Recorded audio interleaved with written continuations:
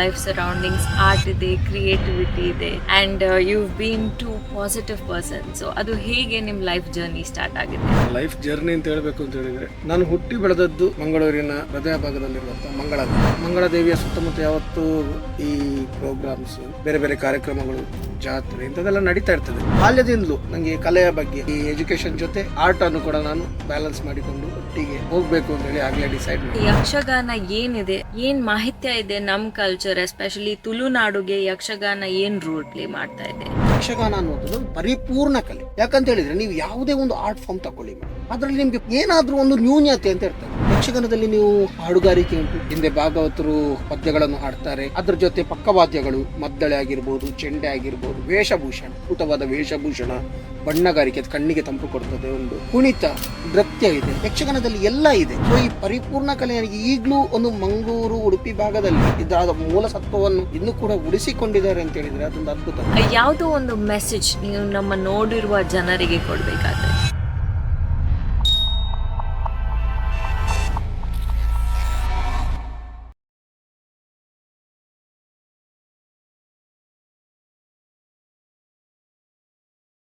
Welcoming you all to the poster show. ಇವತ್ತು ನಿಮ್ಮ favourite show ಅಲ್ಲಿ ನಾನ್ ರುದ್ದಿ ಆ್ಯಂಡ್ ನಮ್ಮ ಫೇವ್ರೆಟ್ ಗೆಸ್ಟ್ ಇವತ್ತಿದ್ದು ವಿಜೇಶ್ ದೇವಾಡಿಗ. ಅವರು ಅವರ ಲೈಫ್ ಎಕ್ಸ್ಪೀರಿಯನ್ಸ್ ಇರಲಿ ಆ್ಯಂಡ್ ಅಪ್ಸ್ ಆ್ಯಂಡ್ ಡೌನ್ಸ್ ಇರಲಿ, ಹೇಗೆ ಹ್ಯಾಂಡಲ್ ಮಾಡಿದ್ದಾರೆ ದೇವರ ಮೇಲೆ ನಂಬಿಕೆ ಇಟ್ಕೊಂಡು, ಆ್ಯಂಡ್ ಯಕ್ಷಗಾನದ ಬಗ್ಗೆ ನಮಗೆ ಇವತ್ತು ತಿಳಿಸ್ತಾರೆ. ಸೊ ಬನ್ನಿ ಯಕ್ಷಗಾನ ಬಗ್ಗೆ ಸ್ವಲ್ಪ ತಿಳ್ಕೊಳ್ಳೋಣ. So welcoming you Vijesh Devadiga sir. ನಮಸ್ತೆ. ಎಸ್, ಸೊ ನಿಮ್ಮ ಲೈಫ್ ಬಗ್ಗೆ ಸ್ವಲ್ಪ ಹೇಳ್ಬೋದಾ ಸರ್? ನಿಮ್ಮ ಲೈಫಲ್ಲಿ ನಿಮ್ಮ ಲೈಫ್ ಸರೌಂಡಿಂಗ್ಸ್ ಆರ್ಟ್ ಇದೆ, ಕ್ರಿಯೇಟಿವಿಟಿ ಇದೆ, and you've been to positive person. So ಅದು ಹೇಗೆ ನಿಮ್ಮ ಲೈಫ್ ಜರ್ನಿ ಸ್ಟಾರ್ಟ್ ಆಗಿದೆ? ಲೈಫ್ ಜರ್ನಿ ಅಂತ ಹೇಳಬೇಕು ಅಂತ ಹೇಳಿದರೆ, ನಾನು ಹುಟ್ಟಿ ಬೆಳೆದದ್ದು ಮಂಗಳೂರಿನ ಒಂದು ಹೃದಯ ಭಾಗದಲ್ಲಿರುವಂಥ ಮಂಗಳಾದೇವಿ. ಸೊ ಈ ಮಂಗಳಾದೇವಿ ಕ್ಷೇತ್ರದ ಸುತ್ತಮುತ್ತಲೇ ಇರುವುದರಿಂದ, ನಾನು ಅಲ್ಲೇ ಹುಟ್ಟಿರೋನಾಗಿರುವುದರಿಂದ, ಅಲ್ಲಿರುವಂತಹ ಒಂದು ಧನಾತ್ಮಕ ಚಿಂತನೆಗಳು ಅಂತ ಹೇಳ್ಬೋದು. ದೇವಸ್ಥಾನ ಅಂತ ಹೇಳಿದ ತಕ್ಷಣ ಅದರ ಸುತ್ತಲೂ ಜಾಸ್ತಿ ಧನಾತ್ಮಕತೆ ನಡೀತಾ ಇರ್ತದೆ ಒಂದು. ಅದ್ರ ಜೊತೆಗೆ ಮಂಗಳಾದೇವಿಯ ಸುತ್ತಮುತ್ತ ಯಾವತ್ತೂ ಈ ಪ್ರೋಗ್ರಾಮ್ಸ್, ಬೇರೆ ಬೇರೆ ಕಾರ್ಯಕ್ರಮಗಳು, ಜಾತ್ರೆ ಇಂಥದ್ದೆಲ್ಲ ನಡೀತಾ ಇರ್ತದೆ. ಸೊ ನಡೀತಾ ಇರುವ ಕಾರಣ ನಮಗೆ ಸಹ ಅದೊಂದು ಲೈಫಲ್ಲಿ ಡೈಲಿ ನೋಡಿ ನೋಡಿ ನಮಗೂ ಅದರ ಪಾರ್ಟ್ ಆಗಬೇಕು ಅನ್ನೋಂಥ ವಿಚಾರಗಳು ಬಂದಾಗ, ಸೊ ಬಾಲ್ಯದಿಂದಲೂ ನನಗೆ ಕಲೆಯ ಬಗ್ಗೆ, ನಮಗೆ ಈ ಎಜುಕೇಷನ್ ಜೊತೆ ಆರ್ಟನ್ನು ಕೂಡ ನಾನು ಬ್ಯಾಲೆನ್ಸ್ ಮಾಡಿಕೊಂಡು ಒಟ್ಟಿಗೆ ಹೋಗಬೇಕು ಅಂತೇಳಿ ಆಗಲೇ ಡಿಸೈಡ್ ಮಾಡಿದೆ. ಸೊ ಕಲೆ ಕೂಡ ಅದರೊಟ್ಟಿಗೆ ನಮಗೆ ಒಟ್ಟಿಗೆ ಟ್ರಾವೆಲ್ ಆಗ್ತಾ ಉಂಟು. ರೈಟ್. ಸೊ ನೀವು ಮ್ಯಾಂಗ್ಳೂರ್ ಹೇಳುವಾಗ, Mangalore is known for it's culture ಮತ್ತು ಫೇತ್. ನಿಮ್ಮ ಲೈಫಲ್ಲಿ ಚಿಕ್ಕದಿಂದ ನೀವು ಇದರಲ್ಲಿ ಸಿಸ್ಟಮಲ್ಲಿ ಬಿಲೀವ್ ಮಾಡ್ತಾ ಇದ್ದೀರಾ, ಅಥವಾ ಯಾವುದೋ ಲೈಫ್ ಇನ್ಸಿಡೆಂಟಿಂದ ನೀವು ಇದೆಲ್ಲ ಬಿಲೀವ್ ಮಾಡ್ಲಿಕ್ಕೆ ಸ್ಟಾರ್ಟ್ ಮಾಡಿದ್ದೀರಾ? ಇನ್ಸಿಡೆಂಟ್ ಅಂತ ಹೇಳಿದರೆ ನೋಡಿ, ಬಾಲ್ಯ ಅನ್ನುವಂಥದ್ದು ಮನುಷ್ಯನ ಜೀವನದಲ್ಲಿ ಬಹಳ ಪ್ರಮುಖ ಪಾತ್ರ ವಹಿಸ್ತದೆ ಒಂದು ಮನುಷ್ಯನ ವ್ಯಕ್ತಿತ್ವವನ್ನು ರೂಪಿಸುವಾಗ. ನಾನು ಕೂಡ ಈಗ ಬಾಲ್ಯದಲ್ಲಿಯೇ, ನಮ್ಮದಂದ್ರೆ ಅಷ್ಟೊಂದು ದೊಡ್ಡ ಫ್ಯಾಮಿಲಿ ಏನಲ್ಲ. ಸೊ ನಮ್ಮ ಕೂಡ ಬೇರೆ ಮೇಲೆ ಕೆಲಸ ಮಾಡಿ ಎಲ್ಲ ನಮ್ಮನ್ನು ಅವರು ಸಾಕ್ತಾಯಿದ್ರು. ಸೊ ಆಗಿರುವಾಗ ನಮಗೆ ಕೂಡ ಆಸೆಗಳಿರ್ತದೆ, ಅಂದರೆ ನಾವು ಹಾಗಿರಬೇಕು, ಹೀಗಿರಬೇಕು.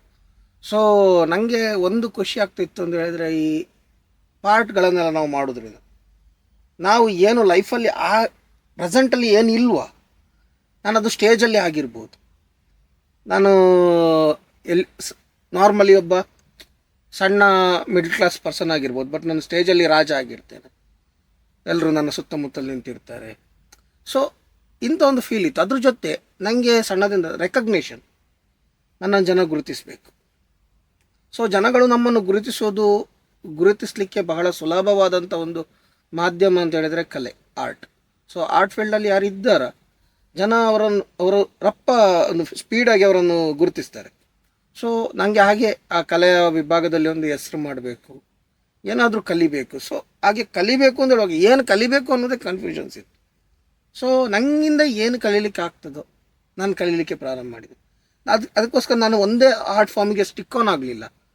ಅಂದರೆ ಖಾಲಿ ಯಕ್ಷಗಾನ ಮಾಡಬೇಕು, ಅಥವಾ ಖಾಲಿ ಲಿರಿಸಿಸ್ಟ್ ಆಗಬೇಕು, ಅಥವಾ ಇನ್ನೊಂದು ಮತ್ತೊಂದು. ನಾನು ಪ್ರತಿಯೊಂದರಲ್ಲೂ ನನಗೆ ಏನು ಕಲೀಲಿಕ್ಕೆ ಸಾಧ್ಯ ಉಂಟು, ಸೊ ಅದನ್ನು ನಾನು ಕಲೀಲಿಕ್ಕೆ ಪ್ರಾರಂಭ ಮಾಡಿದೆ. ಸೊ ಹಾಗೆ ನನ್ನ ವ್ಯಕ್ತಿತ್ವ ರೂಪಿಸಿಕೊಂಡು ಬಂದೆ. ಅದ್ರ ಜೊತೆ ನನಗೆ ಬೇಕಾದಂಥ ಗುರುಗಳು ಸಿಕ್ಕಿದ್ರು, ಗುರುಗಳ ಜೊತೆ ಅವರ ಒಡನಾಟಗಳು. ಸೊ ಇದು ನಮ್ಮ ವ್ಯಕ್ತಿತ್ವವನ್ನು ಹಾಗೆ ರೂಪಿಸ್ತಾ ಬಂತು. ಕರೆಕ್ಟ್. ಸೊ ನಾವು ಯಕ್ಷಗಾನ ಬಗ್ಗೆ ಮಾತಾಡುವಾಗ ನೀವು ಲೈಫಲ್ಲಿ ಯಾವಾಗ ಯಕ್ಷಗಾನ ಪ್ಲೇ ಮಾಡ್ಲಿಕ್ಕೆ ಸ್ಟಾರ್ಟ್ ಮಾಡಿದ್ದೀರಾ? ಯಕ್ಷಗಾನ ಅಂತ ಹೇಳಿದ್ರೆ ನನ್ನ ಜೀವನದಲ್ಲಿ ಒಂದೊಂದು ಬಹಳ ಮುಖ್ಯ ಪಾತ್ರ ವಹಿಸ್ತದೆ. ಯಾಕಂತೇಳಿದರೆ ಯಕ್ಷಗಾನ ಅನ್ನುವಂಥದ್ದು ಅದೊಂದು ದೈವಿಕ ಕಲೆ. ಸೊ ನಮ್ಮ ಮನೆಯಲ್ಲಿ ನಾನು ಹಾಗೆ ಹಿಂದೆ ಹೇಳಿದಾಗೆ ಸ್ವಲ್ಪ ಪ್ರಾಬ್ಲಮ್ಸ್ ಎಲ್ಲ ಇತ್ತು ಸಣ್ಣ ಇರುವಾಗ. ಸೊ ನನ್ನ ತಾಯಿಗೆ ಯಕ್ಷಗಾನ ನೋಡುವಂಥದ್ದು ಬಹಳ ಇಂಟ್ರೆಸ್ಟ್. ಅವರು ಯಕ್ಷಗಾನ ಅಂತ ಹೇಳಿದರೆ ತುಂಬ ಇಷ್ಟಪಡ್ತಿದ್ರು. ಸೊ ಅವರು ಯಾವಾಗ ಸಹ ಮಂಗಳದೇವಿಯಲ್ಲಿ ಆಗ ಹೆಚ್ಚಾಗಿ ಯಕ್ಷಗಾನಗಳಾಗ್ತಿತ್ತು ದೇವಸ್ಥಾನದಲ್ಲಿ ಸಂಜೆ ಆಗುವಾಗ. ಮನೆಯಲ್ಲಿ ಸ್ವಲ್ಪ ಕಿರಿಕಿರಿ ಇರೋದ್ರಿಂದ ಸಂಜೆ ಆಗುವಾಗ ಸ್ವಲ್ಪ ಪೀಸ್ಫುಲ್ ಲೈಫ್ ಬೇಕು ಅಂತ ಹೇಳಿ ಅಮ್ಮ ಯಕ್ಷಗಾನ ನೋಡ್ಲಿಕ್ಕೆ ಹೋಗ್ತಿದ್ರು. ಸೊ ಅಮ್ಮ ಹೋಗುವಾಗ ಅಮ್ಮ ಒಬ್ಬರೇ ಹೋಗ್ಲಿಕ್ಕೆ ಆಗೋದಿಲ್ಲ ಅಂತ ನನ್ನನ್ನು ಕರ್ಕೊಂಡು ಹೋಗ್ತಿದ್ರು ಕೂತ್ಕೊಳ್ಳಿಕ್ಕೆ. ನನಗೆ ಫಸ್ಟಿಗೆ ನೋಡಲಿಕ್ಕೆ ಇಂಟ್ರೆಸ್ಟ್ ಇಲ್ಲ, ಸುಮ್ಮನೆ ಕೂತ್ಕೊಳ್ಳೋದಲ್ಲ. ಅಲ್ಲಿ ಉಪದ್ರ ಕೊಟ್ಟರೆ ಅಮ್ಮ ಬೈತಾರೆ. ಸೊ ಎದ್ದುಕೊಂಡು ಚೌಕಿಗೆ ಹೋಗೋದು, ಚೌಕಿಯಲ್ಲಿ ಅಲ್ಲಿ ವೇಷಧಾರಿಗಳವರು ಮೇಕಪ್ ಮಾಡುವಾಗೆಲ್ಲ ನೋಡೋದು, ಅವ್ರದ್ದು ಸ್ವಲ್ಪ ತಮಾಷೆಯಾಗಿ ತಮಾಷೆ ಮಾತಾಡೋದು. ಹಾಗೆ ದಿನ ಹೋಗ್ತಾ ಇತ್ತು. ಹಾಗೆ ಕೆಲವೊಬ್ಬರದ್ದು ಅಲ್ಲಿ ಪರಿಚಯಗಳಾಗ್ತಾ ಬಂತು. ಅಂದರೆ ಕೆಲವೊಂದೀಗ ಮೇಳಗಳು ರೆಗ್ಯುಲರ್ ರೊಟೇಷನ್ ಆಗಿ ಬರುವಾಗ ಅಥವಾ ಅಲ್ಲಿಯೇ ಕೆಲವೊಂದು ಯಕ್ಷಗಾನ ಆಗ ಸಣ್ಣ ಪುಟ್ಟ ಪಾತ್ರಗಳೆಂದರೆ ಈಗ ಇಂದ್ರಜಿತ್ ಕಾಳಗ ಅಂತೇಳಿ ಒಂದು ಮಂಗನ ಪಾತ್ರಗಳು ಬೇಕಿರ್ತದೆ, ಕರಿತಿದ್ರು. ಏನೋ ಒಂದು ನಾವು ಮಕ್ಕಳಾಗಿ ಕುಣಿಲಿಕ್ಕೆಲ್ಲ ಹಾಗೆ ಸ್ವಲ್ಪ ಆ ಯಕ್ಷಗಾನದ ಬಗ್ಗೆ ಇಂಟ್ರೆಸ್ಟ್ ಬಂತು ನನಗೆ. ಅಂದರೆ ಅದ್ರ ಜೊತೆಗೆ ನನಗೆ ಹಿಮ್ಮೇಳ ಅಂತ ಹೇಳಿದರೆ ಈ ಚೆಂಡೆಯಲ್ಲಿ ಸ್ವಲ್ಪ ಭಾರಿ ಇಂಟ್ರೆಸ್ಟ್ ಇತ್ತು. ಯಾಕಂದರೆ ನಮ್ಮ ಮಾವ ಅವರೆಲ್ಲ ಅಮ್ಮನ ಅಣ್ಣ ಅವರೆಲ್ಲ ಚೆಂಡೆ ಬಡಿತಾಯಿದ್ರು ದೇವಸ್ಥಾನಗಳಲ್ಲಿ. ಸೊ ಬಲಿಗೆ ಎಲ್ಲ ಚೆಂಡೆ ಬಡಿತಿದ್ರು. ನನಗೆ ಆಗ ಚೆಂಡೆ ಕಲಿಬೇಕು. ಸೊ ಯಕ್ಷಗಾನದ ಚೆಂಡೆ ಕಲಿಯುವ ಅಂತ ಒಂದು ಇಂಟ್ರೆಸ್ಟ್ ಇತ್ತು, ಹಿಮ್ಮೇಳ ಕಲಿಯುವ. ಬಟ್ ನಾನು ಹೋದದ್ದು ಹಿಮ್ಮೇಳ ಕಲೀಲಿಕ್ಕೆ ಅಂತವೆ. ಬಟ್ ಹಿಮ್ಮೇಳಕ್ಕಿಂತ ಜಾಸ್ತಿ ನನಗೆ ವೇಷ ಮಾಡುವ ಅಂಥೇಳಿ. ಯಾಕಂದರೆ ನನಗೆ ಆ ಪಾತ್ರದ ಒಂದು ಅಭಿನಯದ ಹುಚ್ಚಿರೋದ್ರಿಂದ ನಾಟಕ ಇದು ಅಂತೇಳಿ. ಸೊ ಮತ್ತು ನಾನು ಯಕ್ಷಗಾನದ ವೇಷಕ್ಕೆ ನಾನು ಜಾಸ್ತಿ ಒತ್ತು ಕೊಟ್ಟೆ. ಸೊ ಅಲ್ಲಿಂದ ನಾನು ಯಕ್ಷಗಾನ ಕಲಾವಿದನಾಗಿ ಅದರಲ್ಲಿ ಕಳಪಾತ್ರಗಳಿಗೆ ಸ್ವಲ್ಪ ಜೀವ ತುಂಬುವಂಥ ಪ್ರಯತ್ನ ಮಾಡ್ತಾ ಇದ್ದೆ. ಸೊ ನಾವು ಮ್ಯೂಸಿಕ್ ಯಾವಾಗ ನೋಡಿದರೆ ನಮ್ಮನ್ನು ಕಾಮ್ ಮಾಡ್ತದೆ ಅಥವಾ ಹೀಲ್ ಮಾಡ್ತದೆ. ಸೊ ನಿಮ್ಮ ಲೈಫಲ್ಲಿ ಮ್ಯೂಸಿಕ್ ಏನು ರೋಲ್ ಪ್ಲೇ ಮಾಡ್ತಾ ಇದೆ? ನನ್ನ ಲೈಫಲ್ಲಿ ಮ್ಯೂಸಿಕ್ ಅದೇ ಹೇಳೋದು, ಅದು ಇನ್ನೊಂದು ಪಾರ್ಟ್ ಅಂತ ಹೇಳ್ತೇವೆ ನಾವು ಯಾವಾಗ ಮ್ಯೂಸಿಕಲ್ಲಿ. ಒಂದು ಯಕ್ಷಗಾನ ಒಂದು ನನಗೆ ಏನು ಸ್ಯಾಟಿಸ್ಫ್ಯಾಕ್ಷನ್ ಕೊಡ್ತಾ, ನನ್ನ ಗುರುಗಳಾದ ಜಯಕರ್ ಪಂಡಿತ್ ಅವರಿಂದ ನಾನು ಏನು ಕಲಿತ್ನ ಯಕ್ಷಗಾನ. ತದನಂತರ ನಾನು ಅದ್ರ ಜೊತೆಗೆ ನಾನು ಸಾಹಿತ್ಯ, ನಾನು ಮ್ಯೂಸಿಕ್ ಅಂತ ಹೇಳಿದ್ರೆ ನಾನು ಮ್ಯೂಸಿಕ್ ಮಾಡೋದಕ್ಕಿಂತ ಮೊದಲು ನಾನು ಸಾಹಿತ್ಯ ಬರೀಲಿಕ್ಕೆ ಸ್ಟಾರ್ಟ್ ಮಾಡಿದೆ. ಪದ್ಯ ಬರೆಯೋದು ಹೇಗೆ ಬರಿಬೇಕು ಪದ್ಯ, ನನಗೆ ಸತ್ಯ ಹೇಳಬೇಕು. ಪದ್ಯ ಬರೆಯೋದು ಅಂತ ಹೇಳಿದರೆ ಏನು ಅಂತ ನಂಗೆ ಗೊತ್ತಿಲ್ಲ. ಒಂದು ಟೈಮ್ ಅಂತ ಗೊತ್ತಿಲ್ಲ. ಆಗ ನಾನು 8th 9th ಎಲ್ಲ ಇರಬೇಕಾದ್ರೆ ನಮ್ಮ ಫ್ರೆಂಡ್ಸಿಗೆಲ್ಲ ಸುಮ್ಮನೆ ಏನೋ ತಮಾಷೆಗೆ ಏನೊಂದು ಬರೆಯೋದು, ಅವರಿಗೆ ಒಂದು ಮಕ್ಕರ್ ಮಾಡೋದು, ಪದ್ಯ ಬರೋದು, ಹೀಗೆ ಮಾಡ್ತಾಯಿದ್ದೆ. ನಾನು ಫಸ್ಟು ಒಂದು PUCಗೆ ಬಂದಾಗ ನಾನು SM ಖುಷಿ ಸರ್ಜಿನ್ ಮಸೂದನ್ ಖುಷಿಯಲ್ಲಿ ನಾನು PUCಗೆ ಬಂದೆ. PUCಗೆ ಅಲ್ಲಿ ಜಾಯ್ನ್ ಆದಾಗ ಅಲ್ಲಿ ಒಂದು ಕಾಲೇಜಲ್ಲಿ ಒಂದು ಮ್ಯಾಗ್ಝಿನ್ ಮಾಡಿದ್ರು ಅವ್ರದ್ದು, ಯಾವುದೋ ಒಂದು PUS ಏನೋ 100ನೇ ವರ್ಷದ ಸಮಥಿಂಗ್ ಏನೋ ಆ ಟೈಮಲ್ಲಿ. ಸೊ ಆಗೊಂದು ಅಲ್ಲಿ ಒಂದು ಅವರು ಮ್ಯಾಗ್ಝಿನ್ ಮಾಡಿದರು. ಆ ಮ್ಯಾಗ್ಝಿನಿಗೆ ಒಂದು ಹಾಡು ಬರಿಬೇಕು ಅಂತೇಳಿ ಅದರಲ್ಲಿ ಒಂದು ಸೈಡಲ್ಲಿ ಖುಷಿ ಸೌಂಡು ನನಗೆ ಬೇಜಾರ್ಸಾಯ್ತು. ಯಾಕಂತ ಹೇಳಿದರೆ ನಾನು ಮ್ಯಾಗ್ಝಿನ್ಗೋಸ್ಕರ 2 ಹಾಡು ಬರೆದೆ. ಒಂದು ನಮ್ಮ ಕರ್ನಾಟಕದ ಬಗ್ಗೆ ಮತ್ತು ಇನ್ನೊಂದು ಭಾರತದ ಬಗ್ಗೆ ಒಂದು 2 ಹಾಡುಗಳನ್ನು ನಾನೇ ಫಸ್ಟ್ ನಂದೊಂದು ಹಾಡು ಅಂತೇಳಿ ನಾನು ಬರ್ತದ್ದು. ಅದು 2 ಹಾಡುಗಳನ್ನು ಬರೆದು ಅದು 2 ನನ್ನ ಮ್ಯಾಗ್ಝಿನಲ್ಲಿ ಬಂತು. ಮ್ಯಾಗ್ಝಿನ್ ನೋಡುವಾಗ ನನಗೆ ತುಂಬ ಶಾಕ್ ಆಯಿತು. ಬಿಕಾಸ್ ಅದರಲ್ಲಿ ಒಂದು ಹಾಡಲ್ಲಿ ನಾನು ತುಂಬ ಇಷ್ಟಪಟ್ಟು ಬರೆದ ಹಾಡಲ್ಲಿ ನನ್ನ ಫ್ರೆಂಡಿದ ಹೆಸರು ಹಾಕಿದ್ರು. ಸೊ ನನಗೆ ಶಾಕ್ ಆಯಿತು, ಇವನೇ ಅವಾಗ ಪದ್ಯ ಬರಲಿಕ್ಕೆ ಸ್ಟಾರ್ಟ್. ಬಿಕಾಸ್ ಅವನಿಗೆ ಕನ್ನಡವೇ ಗೊತ್ತಿರಲಿಲ್ಲ. ಸೊ ಬಟ್ ಅಲ್ಲಿ ನನಗೆ ಒಂದು ಕನ್ನಡದಲ್ಲಿ ಸಾಂಗ್ಸ್ ಬರೀಬೇಕು ಅಂದರೆ ಜರ್ನಿ ಸ್ಟಾರ್ಟ್ ಆಯಿತು. ಸೊ ಅಲ್ಲಿಂದ ನಾನು ಡಿಗ್ರಿಗೆ ಶ್ರೀನಿವಾಸಿಗೆ ಬರುವಾಗ ಅದು ನನ್ನ ಬ್ಲೆಸ್ಸಿಂಗ್ಸ್ ಅಂತ ಹೇಳಬೇಕು. KB ಭಾರದ್ವಾಜ್ ಅಷ್ಟಾವಧಾನಿಗಳು, ಕಬ್ಬಿನಾಲೆ ಬಾಲಕೃಷ್ಣ ಭಾರದ್ವಾಜ್ ಅಂತೇಳಿ ಅವರದ್ದು ಒಡನಾಟ ಸಿಕ್ತು. ನಮ್ಮ ಗುರುಗಳಾದರು, ಅವರು ನನ್ನ ತುಂಬ ಗೈಡ್ ಮಾಡಲಿಕ್ಕೆ ಸ್ಟಾರ್ಟ್ ಮಾಡಿದರು. ಅಲ್ಲಿಂದ ಈ ಸಾಹಿತ್ಯದ ಜರ್ನಿ ಬರೀಲಿಕ್ಕೆ ಸ್ಟಾರ್ಟ್ ಮಾಡಿದೆ. ಬರೆದೆ ಮ್ಯೂಸಿಕ್ ಮಾಡ್ತಾ ಇರಲಿಲ್ಲ, ಬಟ್ ನನಗೆ ಭಜನೆ ಹಾಡುವಂಥ ಒಂದು ಹುಚ್ಚಿತ್ತು. ಸೊ ಅದರ ನಡುವೆ ಒಂದು ಸಿನಿಮಾಗಳಿಗೆ ಬರೀತಿರ್ಬೇಕಾದ್ರೆ ಒಂದು ಕನ್ನಡ ಸಿನಿಮಾ ಚೌಕಿ ಅಂತೇಳಿ ಜಯಪ್ರಕಾಶ್ ಅಂತೇಳಿ ಡೈರೆಕ್ಟ್ರು. ಸೊ ಅವರೊಂದು ಅವಕಾಶ ಕೊಟ್ಟರು ಒಂದು ಚೌಕಿಗೆ ಎಲ್ಲ ಹಾಡುಗಳನ್ನು ಬರಲಿಕ್ಕೆ. ಅದರಲ್ಲಿ 4 ಹಾಡು ನಾನು ಬರೆದೆ. 3 ಅಂದರೆ ಒಂದು ಹಾಡನ್ನು 4ನೇ ಹಾಡನ್ನು ನಾನು ಮತ್ತು ನಿಶ್ಚಲ್ ದಂಬೆಕೋಡಿ ಅಂತ ಇಬ್ಬರು ಒಟ್ಟಿಗೆ ಬರ್ತೀವಿ. ಸೊ ಅದು ನನ್ನ ಲೈಫಲ್ಲಿ ಒಂದು ನನಗೆ ತುಂಬ ಪಾಸಿಟಿವಿಟಿ ಕೊಟ್ಟಿತ್ತು. ಬಿಕಾಸ್ ರಾಜೇಶ್ ಕೃಷ್ಣನ್ ಸರ್ಗೆ ನಾನು ಅದರಲ್ಲಿ ಹಾಡು ಬರೀಬೇಕಿತ್ತು. Is a great singer. ಅವರಿಗೆ ನಾನೊಂದು ಲೈನ್ ಬರೆದಿದ್ದೆ, ಅದೊಂದು ಯಕ್ಷಗಾನ ಕಲಾವಿದನ ಮೇಲೆ ಬರಿಬೇಕಾದಂಥ ಹಾಡು. ಅದು ರೆಕಾರ್ಡಿಂಗಿಗೆ ನಾನು ಹೋಗಿದ್ದೆ. ಅದು ರೆಕಾರ್ಡಿಂಗ್ ಟೈಮಲ್ಲಿ ಬಹಳ ಒಂದು ಖುಷಿ ಆದದ್ದು ಅಂತ ಹೇಳಿದ್ರೆ, ಎಲ್ಲ ರೆಕಾರ್ಡಿಂಗ್ ಆದಮೇಲೆ ರಾಜೇಶ್ ಕೃಷ್ಣನ್ ಸರ್ ಕೇಳಿದರು ಲಿರಿಕ್ಸ್ ಯಾರು ಬರ್ತದ್ದು ಅಂತೇಳಿ. ಸೊ ಡೈರೆಕ್ಟ್ ನನ್ನನ್ನು ತೋರಿಸಿದರು, ಭಾಳ ಖುಷಿಪಟ್ಟರು. ಸೊ ಅಲ್ಲಿಂದ ನನ್ನ ಸಾಹಿತ್ಯದ ಜರ್ನಿ ಹಾಗೆ ಬಂತು. ಆದಮೇಲೆ ನಾವು ಒಂದು ನೈನ್ ಗಲಿಪು ಅಂತೇಳಿ ಒಂದು ಶಾರ್ಟ್ ಫಿಲ್ಮ್ ಮಾಡಲಿಕ್ಕೆ ಹೊರಟ್ವಿ, ನಾನು ಜಯಪ್ರಕಾಶ್ ಎಲ್ಲ ಸೇರಿ. ಆಗ ಅದರಲ್ಲಿ ನಾನು ಫಾರ್ ದ ಫಸ್ಟ್ ಟೈಮ್ ಒಂದು ಮ್ಯೂಸಿಕ್ ಮಾಡಬೇಕು ಅಂತೇಳಿ ನನಗೆ ಒಂದು ಆಸೆ ಇತ್ತು. ಸೊ ಅದರಲ್ಲೊಂದು ನಾವು ವಿಚಿತ್ರ ಅಂತ ಹೇಳಬೇಕಾದ್ರೆ ಎಲ್ಲ ಆಬ್ಜೆಕ್ಟ್ಗಳ ಮೇಲೆ ಪದ್ಯ ಬರೀತಾರೆ. ಈಗ ಒಂದು ಎಕ್ಸಾಂಪಲ್, ಒಂದು ಲವ್ ಸಾಂಗ್ ಅಂತ ಹೆಣ್ಣಿನ ಮೇಲೆ ಬರೀತಾರೆ, ಪ್ರಕೃತಿ ಮೇಲೆ ಬರೀತಾರೆ, ಹಾಗೆ ಹೀಗೆಲ್ಲ ಬರೀತಾರೆ. ಬಟ್ ಕಾಗೆ ಮೇಲೆ ಒಂದು ಪದ್ಯ ಬರೆಯುವ, ಕಾಗೆಯ ಮೇಲೆ ಒಂದು ಪದ್ಯ ಬರಲಿಕ್ಕೆ ಎಕ್ಸ್ಪೆರಿಮೆಂಟಲ್ ಆಗಿ. ಸೊ ನಾನು ಜಯಪ್ರಕಾಶ್ ಅದರಲ್ಲಿ ನಾನು ಕಾಗೆ ಮೇಲೆ ಒಂದು ಪದ್ಯ ಮಾಡಬೇಕು ಅಂತಿದ್ದೆ. ಸೊ ಅದನ್ನು ನಾನೇ ಮ್ಯೂಸಿಕ್ ಮಾಡ್ತೇನೆ. ಸೊ ಅದನ್ನು ನಾನೇ ಮ್ಯೂಸಿಕ್ ಮಾಡಿದೆ. ಅದನ್ನು ನಮ್ಮ ಸಂದೇಶ್ ಬಾಬು ಅಂತ ಹೇಳಿದ್ರು, ಸ್ವಲ್ಪ ಪ್ರೋಗ್ರಾಮಿಂಗಿಗೆ ನನಗೆ ಸಪೋರ್ಟ್ ಮಾಡಿದರು. ಸೊ ಅದು ಆನಂದ್ ಆಡಿಯೋ ನಮ್ಮ ಇದರಲ್ಲಿ ನಾವು ಅದನ್ನು ಲಾಂಚ್ ಮಾಡಿದ್ವಿ. ಸೊ ಅದ್ರ ಜೊತೆ ಜೈ ಜೈ ವಿವೇಕಾನಂದ ಅದೊಂದು ಇನ್ನೊಂದು ರೀತಿಯಲ್ಲಿ ಒಂದು ಮಲ್ಟಿ ಲ್ಯಾಂಗ್ವೇಜ್ ಆಲ್ಬಮ್ ಅಂತೇಳಿ ಅದಕ್ಕೆ ಲಿರಿಕ್ಸ್ ಮಾಡಿದ್ವಿ. ಹಾಗೆ ಮ್ಯೂಸಿಕ್ ಜರ್ನಿ ಕಂಟಿನ್ಯೂ ಆಗ್ತಾ ಬಂತು. ಈಗ ಹೊಸ ಪ್ರಾಜೆಕ್ಟ್ಲಿ ಪ್ಲ್ಯಾನ್ ಮಾಡ್ತಾ ಇದ್ದೇವೆ. ನಿಮ್ಮ ಲೈಫಲ್ಲಿ ಫಸ್ಟ್ ಸಾಂಗ್ ನೀವು ಬರೆದದ್ದು ಸಾಂಗ್ ಯಾವ ಏಜ್ ಇರ್ಬೋದು, ಆ್ಯಂಡ್ ನೀವು ಸಾಂಗ್ ಬರೆಯುವಾಗ ಏನು ಯೋಚಿಸ್ತೀರಾ? ಅದರ ಸಾಂಗ್ ಇದು ಲಿರಿಕ್ಸ್ ಬಗ್ಗೆಯ, ರಿದಮ್ ಬಗ್ಗೆಯ, ನಿಮ್ಮ ಫಸ್ಟ್ ಮೆಸೇಜ್ ನಿಮ್ಮ ಬ್ರೇನಿಗೆ ಏನಿರ್ತದೆ? ನೋಡಿ ಮೇಡಮ್, ನಾವು ಸಾಂಗ್ ಬರೆಯುವುದು ಅಂತ ಹೇಳುವಾಗ, ನಾನು ಫಸ್ಟ್ ಸಾಂಗ್ ಬರೆದದ್ದು ನಾನು ಹಾಗೆ ಹೇಳಿದಾಗೆ ನಾನು ನನ್ನ ಮ್ಯಾಗ್ಝಿನಿಗೆ ಅಂತ. ಮ್ಯಾಗ್ಝಿನಲ್ಲಿ ಬರುವಾಗ ನಮಗೆ ಎಂತ ಇಲ್ಲ, ಕಂಟೆಂಟ್ ಇಲ್ಲ. ಒಂದು ನನ್ನಲ್ಲಿ 2 ಸಾಂಗ್ 2 ವಿಷಯದಲ್ಲಿ, ಒಂದು ಭಾರತದ ಬಗ್ಗೆ ಇಂಡಿಯಾ ಆ್ಯಂಡ್ ಒನ್ ಮೋರ್ ಕರ್ನಾಟಕದ ಬಗ್ಗೆ ಬರ್ತಿದ್ದೆ.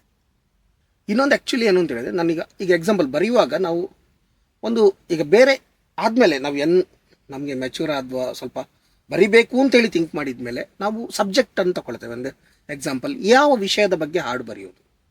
ಸೊ ಆ ವಿಷಯದ ಬಗ್ಗೆ ಸ್ವಲ್ಪ ರಿಸರ್ಚ್ ಮಾಡ್ತೇವೆ, ಏನು ಬರಿಬಹುದು, ಹೇಗೆ ಬರಿಬಹುದು. ಅಥವಾ ಈಗ ಅದ್ರ ಜೊತೆಗೆ ಸಿನಿ ಸಾಹಿತ್ಯ ಅಂತ ಹೇಳಿದ್ರೆ ಅದರ ಶೈಲಿಯೇ ಬೇರೆ ಮೇಡಮ್. ಸಿನಿ ಸಾಹಿತ್ಯ ಅನ್ನುವಂಥದ್ದು ಅದು ಕ್ಯಾಟಗರಿ ಬೇರೆ ಆಗ್ತದೆ. ಯಾಕಂತ ಹೇಳಿದರೆ ಸಿನಿಮಾ ಸಾಹಿತ್ಯದಲ್ಲಿ ನಮ್ಮ ಭಾವನೆಗಳಿಗೆ ಅಷ್ಟೊಂದು ವ್ಯಾಲ್ಯೂ ಇರುವುದಿಲ್ಲ, ಅಂದರೆ ಬರೆಯುವವನ ಭಾವನೆಗಳಿಗೆ. ಅಲ್ಲಿ ಏನಂದರೆ ಈಗ ಡೈರೆಕ್ಟರ್ ಒಂದು ಥಾಟ್ ಪ್ರೊಸೆಸ್ ಇರ್ತದೆ. ಡೈರೆಕ್ಟರ್ ಒಂದು ಪ್ಲ್ಯಾನ್ ಮಾಡಿರ್ತಾರೆ, ಹೀಗೆ ಇರಬೇಕು, ದಿಸ್ ಇಸ್ ಅ ಸಿಚುವೇಶನ್, ಈ ಸಿಚುವೇಶನ್ಗೆ ನಾನು ಒಂದು ಹಾಡಬೇಕು ಅಂತೇಳಿ. ಸೊ ನಮ್ಮ ಹತ್ರ ಅವರು ಸಿಚುವೇಶನ್ ಕೊಡ್ತಾರೆ. ಸೊ ಇಂಥ ಸಿಚುವೇಶನ್ಗೆ ಒಂದು ಹಾಡು ಬೇಕು ಅಂತೇಳಿ. ಸೊ ಆ ಸಿಚುವೇಶನ್ಗೆ ನಾವು ತಕ್ಕದಾಗಿ ನಾವು ಅದನ್ನು ಥಿಂಕ್ ಮಾಡಿ ಬರಿಬೇಕಾಗ್ತದೆ. ಅದ್ರ ಜೊತೆ ಕೆಲವೊಮ್ಮೆ ಹೇಗಾಗ್ತದೆ ಅಂತ ಹೇಳಿದರೆ, ಆಲ್ರೆಡಿ ಟ್ಯೂನ್ ಕೂಡ ಮಾಡಿರ್ತಾರೆ. ಆ ಟ್ಯೂನ್ ಮಾಡಿದರೆ ಅದು ರಿದಮ್ ಎಲ್ಲ ಸೆಟ್ ಆಗಿದ್ರೆ it's very difficult to write. ಅಂದರೆ ಬರೀಲಿಕ್ಕೆ ತುಂಬ ಕಷ್ಟ ಆಗ್ತದೆ. ಯಾಕಂತ ಹೇಳಿದರೆ ನಮಗೆ ಒಂದು ಬ್ರ್ಯಾಕೆಟ್ ಹಾಕಿ ಕೊಟ್ಟಾಗಿರ್ತದೆ. ಅಂದರೆ ನಾವು ಇಷ್ಟೇ ಇದರಲ್ಲಿ ಬರಿಬೇಕು, ಆ ಮೀಟ್ರೊಳಗೆ ಬರಿಬೇಕು ಅಂತ ಇರ್ತದೆ. ಅದೇ ನಮ್ಮ ಹತ್ರ ಈಗ ಕೆಲವು ಡೈರೆಕ್ಟರ್ ಆಗಿ ಹೇಳ್ತಾರೆ ಅಂದರೆ, ನಮಗೆ ಸಿಚುವೇಶನ್ ಕೊಟ್ಟು ನೀವು ಲಿರಿಕ್ಸ್ ಮಾಡಿ ಮತ್ತೆ ನಾವು ಅದಕ್ಕೆ ಟ್ಯೂನ್ ಮಾಡಿಕೊಳ್ತೇವೆ ಅಂತ ಹೇಳ್ತಾರೆ. ಸೊ ಹಾಗೆ ಇರುವಾಗ ನಮಗೆ ಫ್ರೀಡಮ್ ಇರ್ತದೆ ಬರಲಿಕ್ಕೆ. ಅದೇ ಹೇಳಿದಾಗೆ ನಾನು ಬರೆದ ಫಸ್ಟ್ ಸಾಂಗ್ ಅಂದರೆ ನನಗೆ ಬಹಳ ಖುಷಿ ಕೊಟ್ಟ ಸಾಂಗ್ ಒಂದು ನನ್ನ ತುಳು ಫಿಲ್ಮ್ ಒಂದು ಬಂದಿತ್ತು. ಅದು ಆ್ಯಕ್ಚುಲಿ ತುಂಬ ಇಷ್ಟ ಆಗಲಿಲ್ಲ ಅನ್ಫಾರ್ಚುನೇಟ್ಲಿ. ಕುಸಲ್ದ ಜವಾನೀರ್ ಅಂತೇಳಿ, ಅದಕ್ಕೊಂದು ನಾನು ತಾಯಿಯ ಬಗ್ಗೆ ಸಾಂಗ್ ಬರೆದಿದ್ದೆ. ಆ್ಯಕ್ಚುಲಿ ನನಗೆ ಯಾಕೆ ಅದು ಇಷ್ಟ ಅಂತೇಳಿ, ನಾನು ಬರೆದ ಸಾಂಗ್ಗಳಲ್ಲಿ ನನ್ನ ತಾಯಿ ಕೇಳಿದಂಥ ಒಂದು ರೆಕಾರ್ಡಿಂಗ್ ಆಗಿರುವ ಸಾಂಗ್ ಅದೊಂದು ಮಾತ್ರ. ಮತ್ತು ಅವ್ರನ್ನ ನಾವು ಕಳ್ಕೊಳ್ಬೇಕಾಯಿತು. ಸೊ ಅದರಲ್ಲಿ ಒಂದು ಲೈನ್ ಇದೆ, ಬೇನೇನು ಮದತದ್ದು ಜನ್ಮನು ಕೊರಿಯರು ಪುಣ್ಯದಾದರಿಕ್ ಅಂತೇಳಿ ಒಂದು ಲೈನ್ ಬರೆದಿದ್ದು. ಸೊ ಅದೊಂದು ಸಾಂಗ್. ಬಟ್ ನನಗೆ ಹಾರ್ಟ್ಲಿ ತುಂಬ ಇಷ್ಟಪಟ್ಟು ನಾನು ಬರೆದದ್ದು ನಮ್ಮ ಚೌಕಿ ಸಿನಿಮಾದ 2 ಹಾಡುಗಳಿದೆ. ಆ 2 ಹಾಡುಗಳು ಕೂಡ ನನಗೆ ತುಂಬ ಇಷ್ಟ. ಯಾಕಂದರೆ ನಾನೊಬ್ಬ ಕಲಾವಿದ ಆಗಿರೋದ್ರಿಂದ ಅದು ಕಲಾವಿದರ ಮನಸ್ಥಿತಿಯ ಬಗ್ಗೆ ಹಾಡುಗಳು ಬರ್ತದೆ. ನನ್ನೊಳಗೆ ನಾನಿಲ್ಲ, ನನಗೇನು ತಿಳಿದಿಲ್ಲ, ನನ್ನನ್ನೇ ನಾನೇಕೆ ಮರೆತೆ, ಬಣ್ಣಗಳ ಮರೆಯಲ್ಲಿ ಅವಿತೆ ಅಂತ ಹೇಳುವ ಹಾಗೆ. ಸೊ ಆ ಒಂದು ಹಾಡು ನನಗೆ ತುಂಬ ಇಷ್ಟ. ಅದು ರಾಜೇಶ್ ಕೃಷ್ಣನ್ ಸರ್ ಹಾಡಿದಂಥದ್ದು. ಸೊ ತುಂಬ ಇಷ್ಟ. ಸೊ ನಿಮ್ಮ ಪ್ರಕಾರ ಈಗ ನೀವು ಬಿಲೀವ್ ಮಾಡ್ತೀರಲ್ಲ, ಮ್ಯೂಸಿಕ್ ಹ್ಯೂಮನ್ ಅನ್ನು ಚೇಂಜ್ ಮಾಡ್ಬೋದು, ನೀವು ಎಗ್ರಿ ಮಾಡ್ತೀರಾ ಅಥವಾ ನೀವು ಡಿಸ್ಎಗ್ರಿ ಮಾಡ್ತೀರಾ? ಯಾವ ರೀತಿಯಲ್ಲಿ ಮ್ಯೂಸಿಕ್ ನಮ್ಮ ಲೈಫನ್ನು ಚೇಂಜ್ ಮಾಡ್ಬೋದು? ಮೇಡಮ್, ಮ್ಯೂಸಿಕ್ ಮನುಷ್ಯನ ಲೈಫನ್ನು ಚೇಂಜ್ ಮಾಡ್ತದ ಇಲ್ವಾ ಅನ್ನೋದಕ್ಕಿಂತಲೂ ನನ್ನ ಪ್ರಕಾರ ಆ ಕ್ಷಣದಲ್ಲಿ ಒಂದು ಸಿಚುವೇಶನ್ ಅಂತ ಸಿಚುವೇಶನನ್ನು ಎಷ್ಟೋ ಸತಿ ಮ್ಯೂಸಿಕ್ ಕಂಟ್ರೋಲಿಗೆ ತರಲಿಕ್ಕೆ ಸಿಚುವೇಶನನ್ನು ಕಂಟ್ರೋಲಿಗೆ ತರಲಿಕ್ಕೆ ಮ್ಯೂಸಿಕ್ ತುಂಬ ಹೆಲ್ಪ್ ಮಾಡ್ತದೆ ಮೇಡಮ್. ಯಾಕಂತ ಹೇಳಿದರೆ ನಾವು ಲೈಫನ್ನು ಆ ಸಿಚುವೇಶನ್ ಕೆಲವೊಂದೊಂದು ಸಿಚುವೇಶನ್ ಕಂಟ್ರೋಲಿಗೆ ಬಂದರೆ ಲೈಫ್ ಕೂಡ ಚೇಂಜ್ ಆಗ್ತದೆ. ಕೆಲವೊಂದು ಸಣ್ಣ ಸಿಚುವೇಶನ್ ಇರ್ತದೆ ಮೇಡಮ್, ಒಂದು ನಾವು ಕೋಪದ ಪೀಕಿಗೆ ಹೋಗಿರ್ತೇವೆ ಅಥವಾ ಏನೋ ಒಂದು ವಿಚಾರ ಆಗಿರ್ತದೆ. ಸೊ ಆ ಒಂದು ಕ್ಷಣದ ವಿಚಾರ ಇಡೀ ಲೈಫನ್ನು ಚೇಂಜ್ ಮಾಡುವ ಚಾನ್ಸಸ್ ಇರ್ತದೆ. ಬಟ್ ಆ ಮೂಮೆಂಟನ್ನು ಮ್ಯೂಸಿಕ್ ಕಂಟ್ರೋಲಿಗೆ ತರ್ತದೆ. ಎಷ್ಟೋ ಸತಿ ಒಂದು ನಮ್ಮ ಮೈಂಡ್ ತುಂಬ ಡಿಸ್ಟರ್ಬ್ ಆಗಿದ್ದಾಗ ನಾವೊಂದು ವಾಮ್ ಮ್ಯೂಸಿಕ್ ಕೇಳಿದ ತಕ್ಷಣ ನಮ್ಮ ಮೈಂಡ್ ರಿಫ್ರೆಶ್ ಆಗ್ತದೆ. ಇಟ್ಸ್ ಲೈಕ್ ಒಂದು ಥೆರಪಿ ಅಂತ ಹೇಳ್ತೇವೆ, ಮ್ಯೂಸಿಕ್ ಥೆರಪಿ ಅಂತ ಹೇಳಿ. ಸೊ ನಮ್ಮ ಮೈಂಡ್ ಅನ್ನೋದು ಕಂಟ್ರೋಲಿಗೆ ತರ್ತದೆ.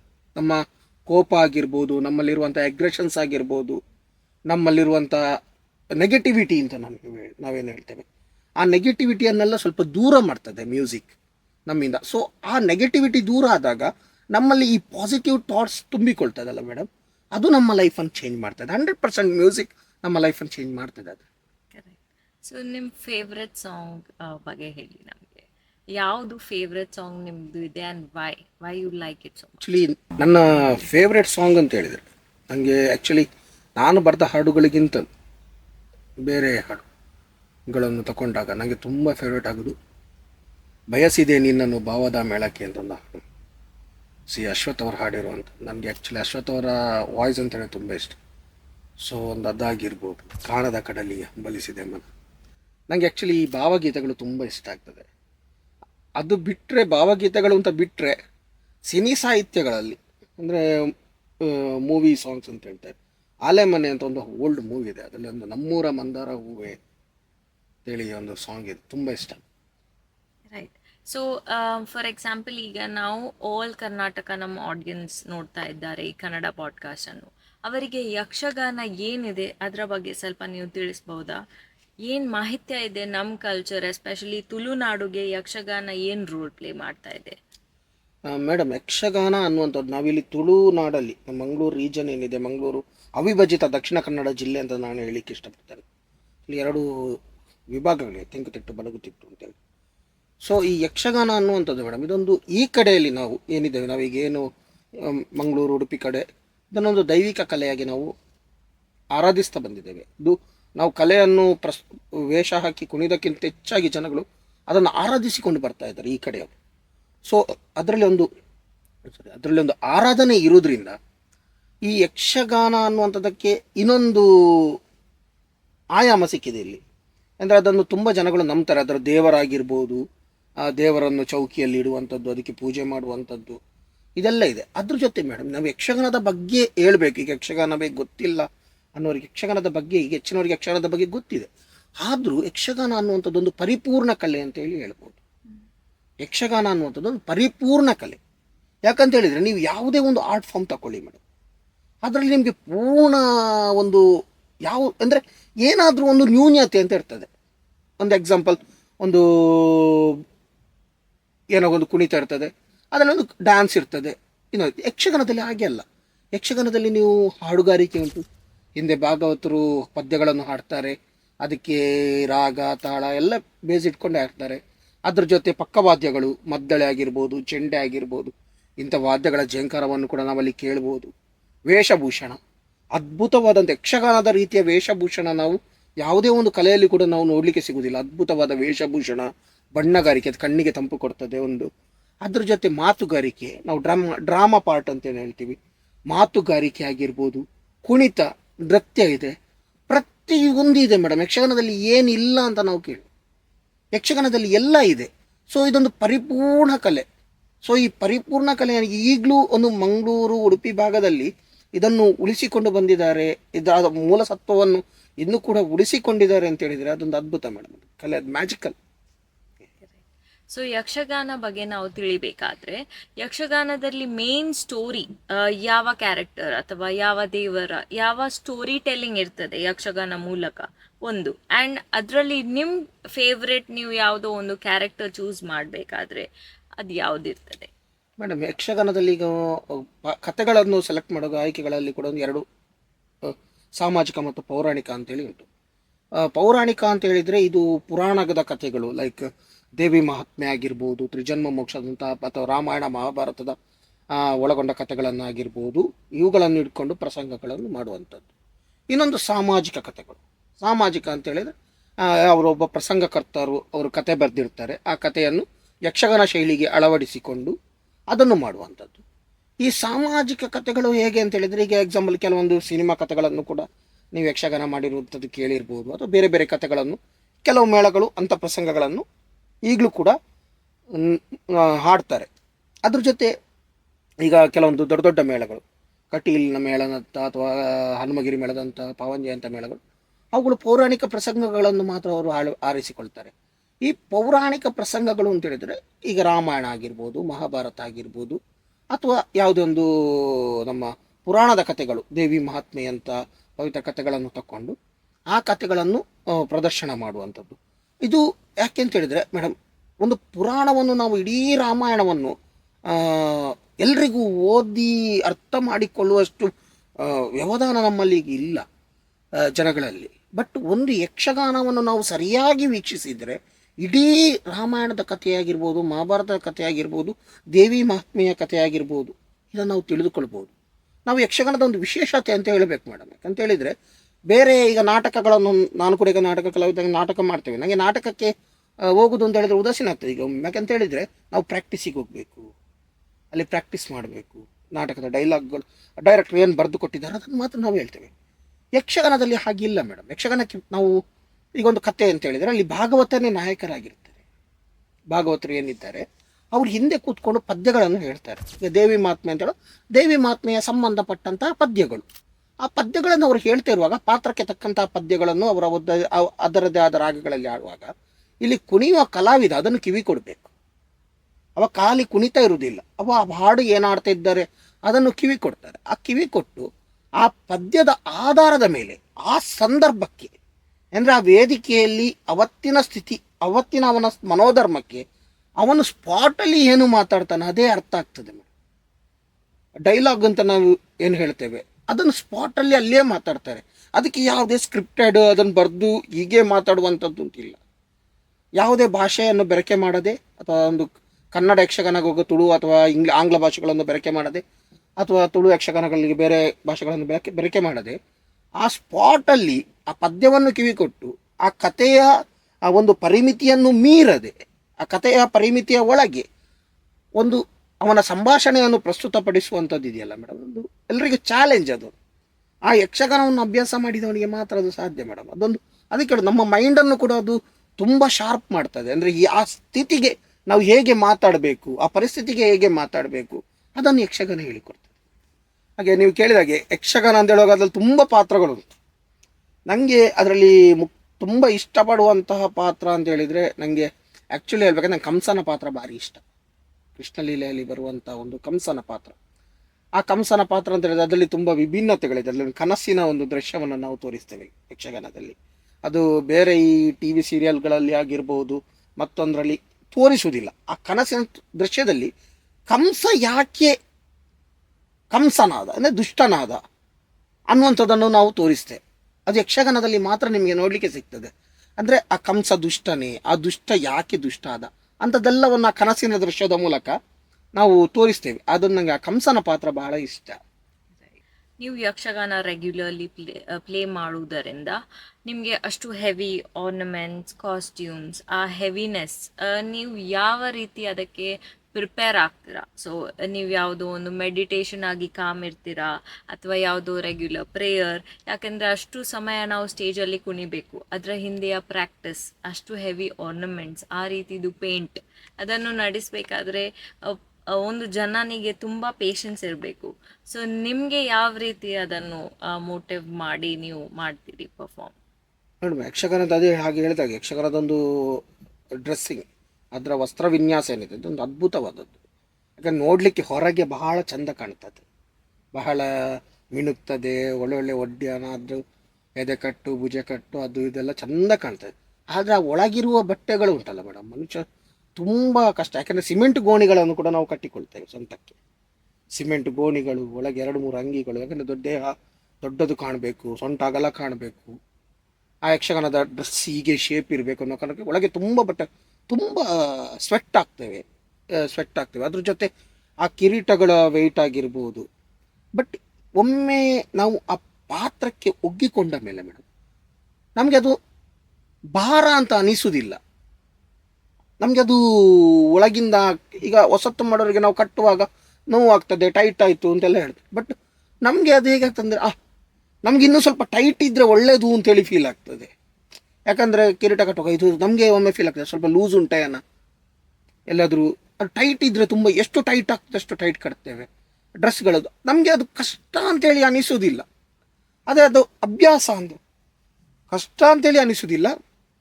ಬಟ್ ಒಮ್ಮೊಮ್ಮೆ ಆಗ್ತದೆ ಕೆಲವೊಂದು ವಿಷಯಗಳಿಂದ ಆಯಾಸ ಆಗಿರ್ತದೆ, ಅಂಥ ಸಂದರ್ಭಗಳಲ್ಲಿ ಆಯಾಸ ಆಗುವುದು ಉಂಟು. ಬಟ್ ನಾರ್ಮಲಿ ನಮಗೆ ಅದೊಂದು ಕಷ್ಟ ಅಂತೇಳಿ ಅನಿಸೋದಿಲ್ಲ. ಯಾಕಂದರೆ ಅದು ಆ ಯಕ್ಷಗಾನ ಅಭ್ಯಾಸ ಮಾಡುವಾಗಲೇ ಮೆಂಟಲಿ ಅದಕ್ಕೆ ಪ್ರಿಪೇರ್ ಆಗಿರ್ತದೆ. ಅಂದರೆ ನಾವು ಇಂಥ ಬಟ್ಟೆಗಳನ್ನು ಹಾಕಬೇಕು ಅಂತ ಹೇಳುವಾಗ ಮನಸ್ಸು ಅದಕ್ಕೆ ನಮಗೆ ಅಂದರೆ ಖುಷಿ ಇರ್ತದೆ. ಅದು ಹಾಕಿ ಆ ವೆಯ್ಟನ್ನು ಇಟ್ಕೊಂಡು ಅಷ್ಟು ಭಾರವಾದ ಡ್ರೆಸ್ಸನ್ನು ಇಟ್ಕೊಂಡು ಕುಣಿಯುವುದೇ ಒಂದು ಖುಷಿ ಇರ್ತದೆ ಮೇಡಮ್. ರೈಟ್. ಸೊ ಲೈಫಲ್ಲಿ ನಾವು ಆ್ಯಕ್ಟಿಂಗ್ ಆ್ಯಂಡ್ ವಿದೌಟ್ ಆ್ಯಕ್ಟಿಂಗ್, ನಾವು ಆ್ಯಸ್ ಅನ್ ಆ್ಯಕ್ಟರ್ ನಾವು ನೋಡುವಾಗ ಸಮ್ಟೈಮ್ಸ್ ನಾವು ಲೈಫಲ್ಲಿ ನಮ್ಮ ಹೋಪ್, ನಮ್ಮ ಲೈಫ್ ಸ್ಟೈಲ್ ಎಲ್ಲ ಬಿಟ್ಟು ಬಿಡ್ತೇವೆ.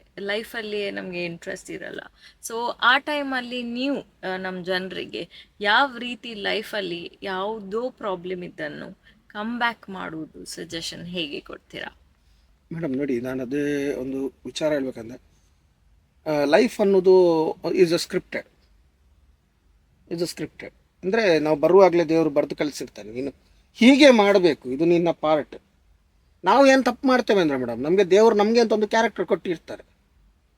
ಅವರು ನಮ್ಮನ್ನು ಕ್ಯಾರೆಕ್ಟರ್ ಹೇಗೆ ಬರೆದಿರ್ತಾರೆ ಅಂದರೆ ನೀನು ನಿನ್ನ ಕ್ಯಾರೆಕ್ಟ್ರಲ್ಲಿ ಹೀರೋ ಅಂತ ಹೇಳಿಯೇ ಬರೆದಿರ್ತಾರೆ. ನಮ್ಮನ್ನು ಹೀರೋ ಅಂತ ಹೇಳಿಯೇ ಬರೆದು ದೇವರು ಕಳಿಸಿರ್ತಾರೆ. ಬಟ್ ನಾವೇನು ಮಾಡ್ತೇವೆ ಅಂದರೆ ನಾವು ಬೇರೆಯವರ ಲೈಫಲ್ಲಿ ಸಪೋರ್ಟಿಂಗ್ ರೋಲ್ ಮಾಡಲಿಕ್ಕೆ ಹೋಗ್ತೇವೆ, ಬೇರೆಯವರ ಲೈಫಿಗೆ ಸಪೋರ್ಟಿಂಗ್ ರೋಲ್ ಮಾಡಲಿಕ್ಕೆ ಹೋಗ್ತೇವೆ. ಸೊ ಅಲ್ಲಿ ಏನಾಗ್ತದೆ ಅಂತ ಹೇಳಿದರೆ ನಮ್ಮ ರೋಲ್ ಬಿಟ್ಟು ನಾವು ಬೇರೆ ರೋಲ್ ಮಾಡ್ತಾ ನಾವು ನಮ್ಮನ್ನು ಕಳ್ಕೊಳ್ತೇವೆ, ನಮ್ಮ ತನವನ್ನು ಕಳ್ಕೊಳ್ತೇವೆ. ಕಳ್ಕೊಂಡು ಏನಾಗ್ತದೆ ಅಂದರೆ ಇದು ಎಲ್ಲ ನಾವು ಬೇರೆಯವರಿಗೋಸ್ಕರನೇ ಬದುಕ್ತೇವೆ, ಅವರಿಗೆ ಎಲ್ಲ ಆಗ್ತಾ ಇರ್ತದೆ. ಬಟ್ ಒಂದು ಪಾಯಿಂಟ್ ಆಫ್ ಟೈಮ್ ಅಂತೇಳಿ ಬರುವಾಗ ಮೇಡಮ್ ಅರ್ಥ ಆಗ್ತದೆ ಲೈಫ್ ಏನು ಅಂತೇಳಿ. ಹಾಗಾಗ್ತದೆ, ಇದೆಲ್ಲ ನಾನು ಮಾಡಬೇಕಿತ್ತ, ಇದೆಲ್ಲ ಬೇಕಿತ್ತ. ಈಗ ನನ್ನ ಲೈಫಲ್ಲಿ ಸಹ ಆಯ್ತು, ನಾವು ತುಂಬ ಅಪ್ಸ್ ಆ್ಯಂಡ್ ಡೌನ್ಸ್ ಎಲ್ಲರ ಲೈಫಲ್ಲಿ ಮನುಷ್ಯ ನಾನು ಯಾವಾಗ ಹೇಳೋದು, ಲೈಫಲ್ಲಿ ಅಪ್ಸ್ ಆ್ಯಂಡ್ ಡೌನ್ಸ್ ಬಂದರೆ ಮಾತ್ರ ಅವನ ಲೈಫ್ ಸರಿ ಉಂಟು ಅಂತೇಳಿ ಅರ್ಥ ಅಂತೆ. ಯಾಕಂತೇಳಿದರೆ ನಮ್ಮ ಲೈಫಲ್ಲಿ ನಾವು ಮೇಲೆ ಬಂದವ ಕೆಳಗೆ ಬೀಳಲೇಬೇಕು, ಕೆಳಗೆ ಬಿದ್ದವ ಮತ್ತೆ ಏಳಲೇಬೇಕು. ಅದಕ್ಕೆ ಬೇಕಿರುವುದು ಕಾನ್ಫಿಡೆನ್ಸ್ ಮಾತ್ರ. ನನಗೆ ಸಹ ಸಿಚುವೇಶನ್ ಅಂತ ಹೇಳುವಾಗ ಕೆಲವೊಮ್ಮೆ ಆಗಿದೆ, ನಾನು ಲೈಫಲ್ಲಿ ಒಂದು ಟೈಮಲ್ಲಿ ಸುಸೈಡ್ ತನಕ ಹೋದೆ, ಸಾಯಬೇಕು ಅಂತ ಹೇಳಿ ಡಿಸೈಡ್ ಮಾಡಿದೆ, ಬೇಡ ಈ ಲೈಫು ಕಷ್ಟ, ಸಾಲ, ಅದು ಇದು ಅಂತ ಹೇಳುವಾಗ. ಬಟ್ ನನಗೆ ಯೋಚನೆ ಬಂತು, ಯಾಕಂದರೆ ನಾನು ಇದ್ದಂಥ ಈ ಒಂದು ಫೀಲ್ಡ್ ಆಗಿರ್ಬೋದು ಅಥವಾ ನಾನು ಬೆಳೆದು ಬಂದ ಒಂದು ಹಾದಿ ನನ್ನನ್ನು ಸಾಯಲಿಕ್ಕೆ ಬಿಡಲಿಲ್ಲ. ನನ್ನಲ್ಲಿ ಅದು ಮತ್ತೆ ನನ್ನನ್ನು ಜಾಗೃತಿ ಮಾಡಿತು. ಎಂತೆಂಥವರು ಈ ಭೂಮಿಯಲ್ಲಿ ಇದ್ದಾರೆ, ತಪ್ಪು ಮಾಡಲಿಲ್ಲ, ಸತ್ತರೆ ಅಂತ ಆಗ್ತದೆ. ನಾವು ಆ ತಪ್ಪನ್ನು ಒಪ್ಪಿಕೊಂಡಾಗೆ ಆಗ್ತದೆ. ಬದುಕಿದ್ದು ಅದನ್ನು ನಾವು ಹೇಗೆ ಅದರಿಂದ ಮೇಲೆ ಬರ್ತೇವೆ ಅನ್ನುವಂಥದ್ದು ಮುಖ್ಯ ಆಗ್ತದೆ. ಸೊ ಆಗ ಡಿಸೈಡ್ ಮಾಡಿದೆ ಮತ್ತೆ ಏನಾದರೂ ನಾವು ಮಾಡಬೇಕು. ನನ್ನಲ್ಲಿ ನಾವು ಯಾವ ಥರ ಎಷ್ಟೇ ದುಡ್ಡಿದ್ರೆ ಒಂದು ದಿವಸ ಖಾಲಿ ಆಗ್ತದೆ.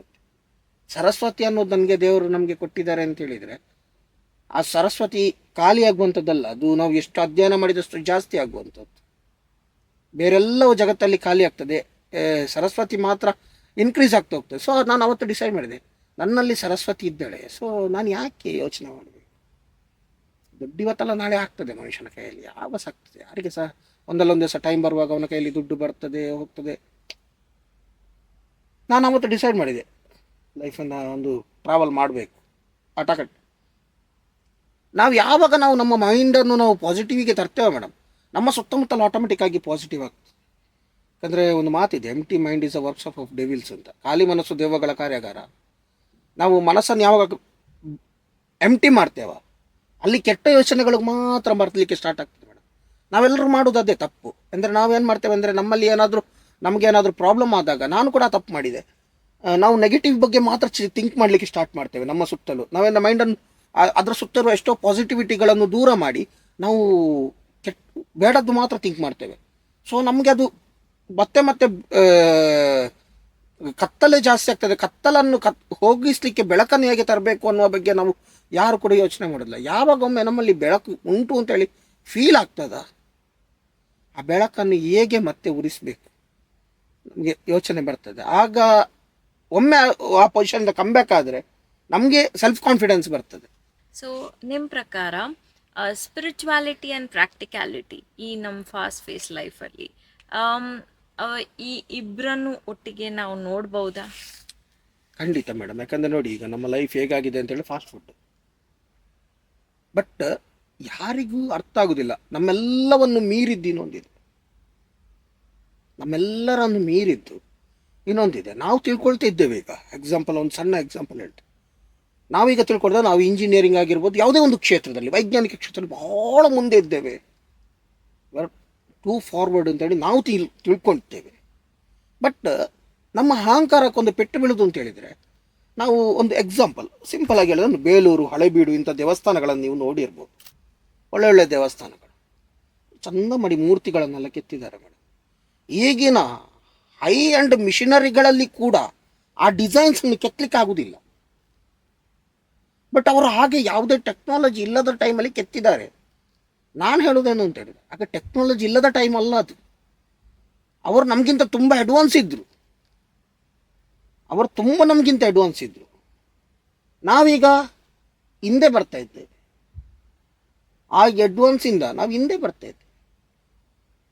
ನಮಗೆ ಈಗ ಇನ್ನು ಪುನಃ ನಾವು ಮುಂದೆ ಹೋಗಬೇಕು. ಸೊ ಹೀಗಿರುವಾಗ ಈ ಆಧ್ಯಾತ್ಮ ಅನ್ನುವಂಥದ್ದು ಬೇಕೇ ಮೇಡಮ್. ಯಾಕಂತೇಳಿದರೆ, ಒಂದು ಜಗತ್ತಲ್ಲಿ ಅವ್ಯಕ್ತವಾದಂಥ ಒಂದು ಶಕ್ತಿ ಇದೆ. ಅದಕ್ಕೆ ನಾವು ರೂಪ ಕೊಡುವುದು. ಅದಕ್ಕೆ ಕೈಯಲ್ಲಿ ಚಕ್ರ ಕೊಟ್ಟರೆ, ಶಂಖ ಕೊಟ್ಟರೆ ವಿಷ್ಣು ಆಗ್ತದೆ, ತ್ರಿಶೂಲ ಕೊಟ್ಟರೆ ಈಶ್ವರ ಆಗ್ತದೆ. ಯಾವ ರೂಪವನ್ನು ಕೂಡ ಪಡ್ಕೊಳ್ಬೋದು. ಅವ್ಯಕ್ತವಾದ ಶಕ್ತಿ ಅನ್ನುವಂಥದ್ದಿದೆ. ಸೊ ಆ ಸ್ಪಿರಿಚುವಾಲಿಟಿ ಇದ್ದಾಗ ಈ ಫಾಸ್ಟ್ ಲೈಫ್ ಏನಿದೆ ಅದಕ್ಕೊಂದು ಅರ್ಥ ಬರ್ತದೆ. ಯಾಕಂತೇಳಿದರೆ, ನಾವು ಲೈಫಲ್ಲಿ ನಾವು ಎಲ್ಲರ ಥಾಟ್ ಏನು, ದುಡ್ಡು ಮಾಡಬೇಕು.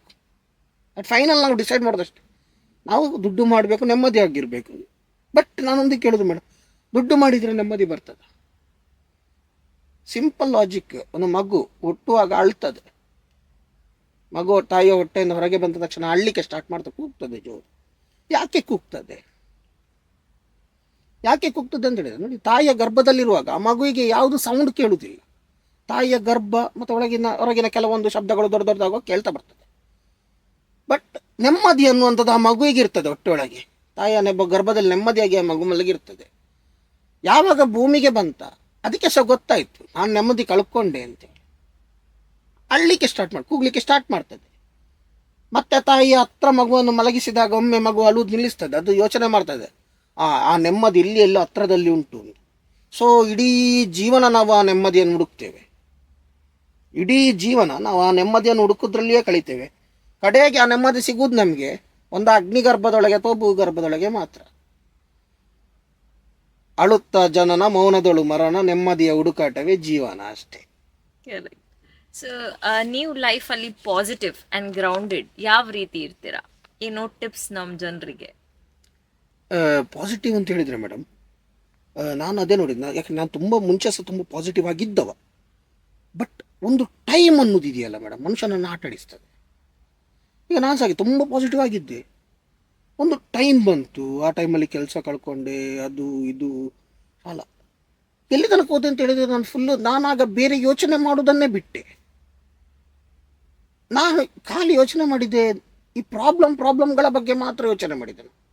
ಈ ಪ್ರಾಬ್ಲಮ್ಗಳ ಬಗ್ಗೆ ಯೋಚನೆ ಮಾಡಿದಾಗ ಪ್ರಾಬ್ಲಮ್ಗಳು ಜಾಸ್ತಿ ಆಗ್ತಾ ಹೋಯ್ತೇ ವಿನಃ ಪ್ರಾಬ್ಲಮಿಂದ ನನಗೆ ಸೊಲ್ಯೂಷನ್ ಸಿಗಲಿಲ್ಲ. ಬಟ್ ಯಾವಾಗ ನಾವು ಸೊಲ್ಯೂಷನ್ಸ್ ಬಗ್ಗೆ ಥಿಂಕ್ ಮಾಡ್ತೇವೆ, ಇಮಿಡಿಯೇಟ್ ಚೇಂಜಸ್ ಆಗೋದಿಲ್ಲ. ಬಟ್ ಯಾವಾಗ ನಾವು ಪಾಸಿಟಿವಿಟಿಯ ಬಗ್ಗೆ ಥಿಂಕ್ ಮಾಡ್ತೇವೆ, ಇಲ್ಲಿಂದ ನಾನು ಮೇಲೆ ಬರ್ಬೋದು, ಹೀಗೆ ಮಾಡಬೇಕು, ಹೀಗೆ ಆಗಿದೆ ಹೀಗೆ ಮಾಡಬೇಕು, ನಾವು ಹಾಗೆ ಥಿಂಕ್ ಮಾಡಲಿಕ್ಕೆ ಸ್ಟಾರ್ಟ್ ಮಾಡಿದಾಗ ಎಸ್ ನಾವು ಇದನ್ನು ಕಮ್ಮಪ್ ಆಗ್ತೇವೆ. ಎಲ್ಲದಕ್ಕೂ ಸುಸೈಡ್ ಆಗಿರ್ಬೋದು, ಅದೇ ಸೊಲ್ಯೂಷನ್ ಅಲ್ಲ. ಯಾಕಂತೇಳಿದ್ರೆ ನಾವು ನಾನು ಯಾವಾಗ ಹೇಳೋದು, ಸುಸೈಡ್ ಮಾಡಿಕೊಳ್ಳೋದು ನಾನು ಕಂಡುಕೊಂಡದ್ದು. ನಾವು ನಮ್ಮ ಮೇಲೆ ಅಪವಾದವನ್ನು ಒಪ್ಪಿಕೊಂಡ ಹಾಗೆ. ನಾವು ಆ ಅಪವಾದವನ್ನು ಒಪ್ಪಿಕೊಳ್ಳುವ ಬದಲು ಅದರಿಂದ ಹೇಗೆ ಮೇಲೆ ಬರಬೇಕು, ನಾವು ಅದಲ್ಲ, ನಾವು ಇದು ಒಂದು ಜೀವನದಲ್ಲಿ ಏನೋ ಸಾಧನೆ ಮಾಡಿ ತೋರಿಸ್ಬೇಕು ಮೇಡಮ್. ಎಸ್. ಸೊ ನೀವು ನಿಮ್ಮ ಮಾತಲ್ಲಿ ವಿ ಅಂಡರ್ಸ್ಟ್ಯಾಂಡ್ ದಟ್ ನಿಮಗೆ ದೇವರ ಮೇಲೆ ತುಂಬಾ ಫೇತ್ ಇದೆ. ಎಸ್. ಸೊ ಅದು ಯಾವ ರೀತಿ ಮೊದಲಿಂದ ಇತ್ತಾ? ಇಷ್ಟು ಅಪ್ಸ್ ಆ್ಯಂಡ್ ಡೌನ್ಸ್ ನೋಡಿ ಬಂತ, ಅಥವಾ ಯಾವುದೋ ಒಂದು ಸರ್ಕಮ್ಸ್ಟ್ಯಾನ್ಸ್ ಇಂದ ಬಂತ? ದೇವರು ಅಂತ ಹೇಳಿದರೆ ಮೇಡಮ್, ನನಗೆ ಸಣ್ಣದಿರುವಾಗ ನನ್ನ ತಾಯಿ ಆ ಮನೆಯಲ್ಲಿ ದೇವಸ್ಥಾನಕ್ಕೆ ಕರ್ಕೊಂಡು ಹೋಗ್ತಿದ್ದು, ದೇವರು ಅಂತೇಳಿ ತೋರಿಸ್ತಾ ಇತ್ತು. ಮೂರ್ತಿ ನೋಡ್ತಿದ್ದೆ, ಕೈ ಮುಗಿತಿದ್ದೆ. ಎಸ್, ಬಿಲಿ ಒಂದು ನಂಬಿಕೆ, ದೇವರು ಅಂತೇಳಿ ಒಂದು ನಂಬಿಕೆ, ಮೂರ್ತಿ ರೂಪದಲ್ಲಿ ನಂಬಿತಾ ಇದ್ದೆ. ಬಟ್ ನನಗೆ ದೇವರು ಅಂತೇಳಿ ನಮಗೆ ಕರೆಕ್ಟಾಗಿ ಪಿಕ್ಚರ್ ಆ ಏಜಲ್ಲಿ ಇರಲಿಲ್ಲ.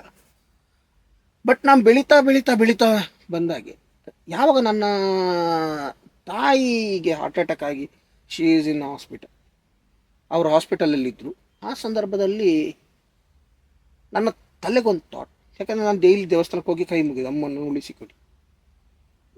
ಮನೆಗೆ ಬಂದಾಗ ಪುನಃ ನನಗೆ ಆಗೋದು, ದೇವರೊಂದು ಇಷ್ಟು ನಾನು ಕೈ ಮುಗಿದ್ರೆ ಕೂಡ ದೇವರು ಅಮ್ಮನನ್ನು ಉಳಿಸೋದಿಲ್ಲ.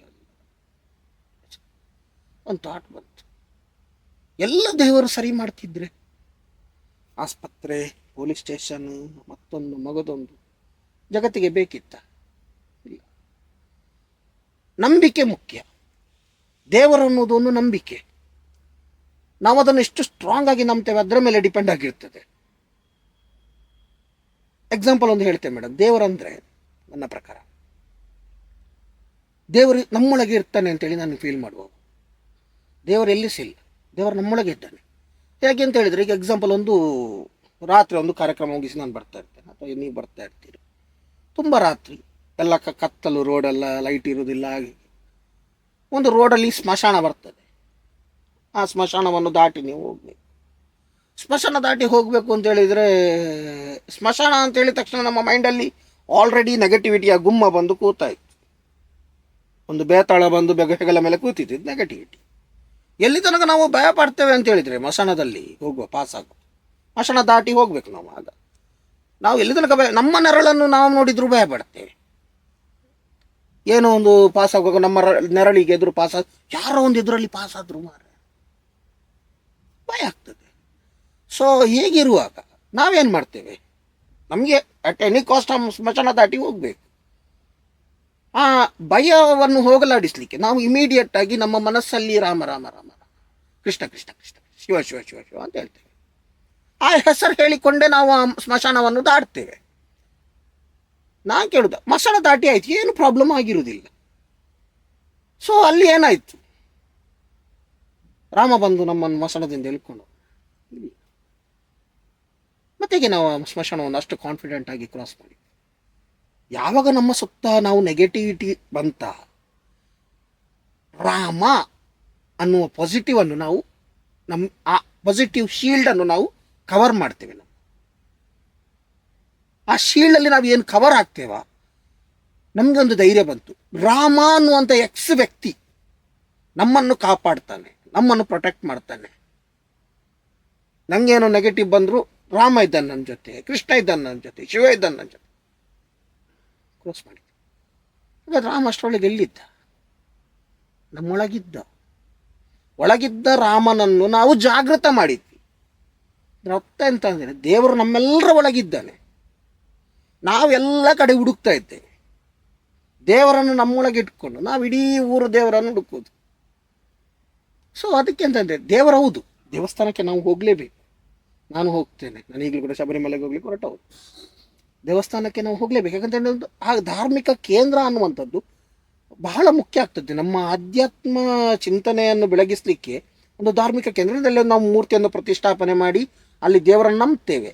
ಅಲ್ಲಿ ಆ ಒಂದು ಪಾಸಿಟಿವ್ ಎನರ್ಜಿಗಳು ಕ್ರಿಯೇಟ್ ಆಗಿ ಅಲ್ಲಿ ಪಾಸಿಟಿವಿಟಿ ಫಾರ್ಮ್ ಆಗ್ತಾ ಇರ್ತದೆ. ನಾವು ಅಲ್ಲಿಗೆ ಭೇಟಿ ಕೊಟ್ಟಾಗ ಅಲ್ಲಿರುವಂಥ ಒಂದು ಧನಾತ್ಮಕ ಚಿಂತನೆಗಳು ಮತ್ತಷ್ಟು ನಮ್ಮನ್ನು ಗಟ್ಟಿಗೊಳಿಸ್ತದೆ.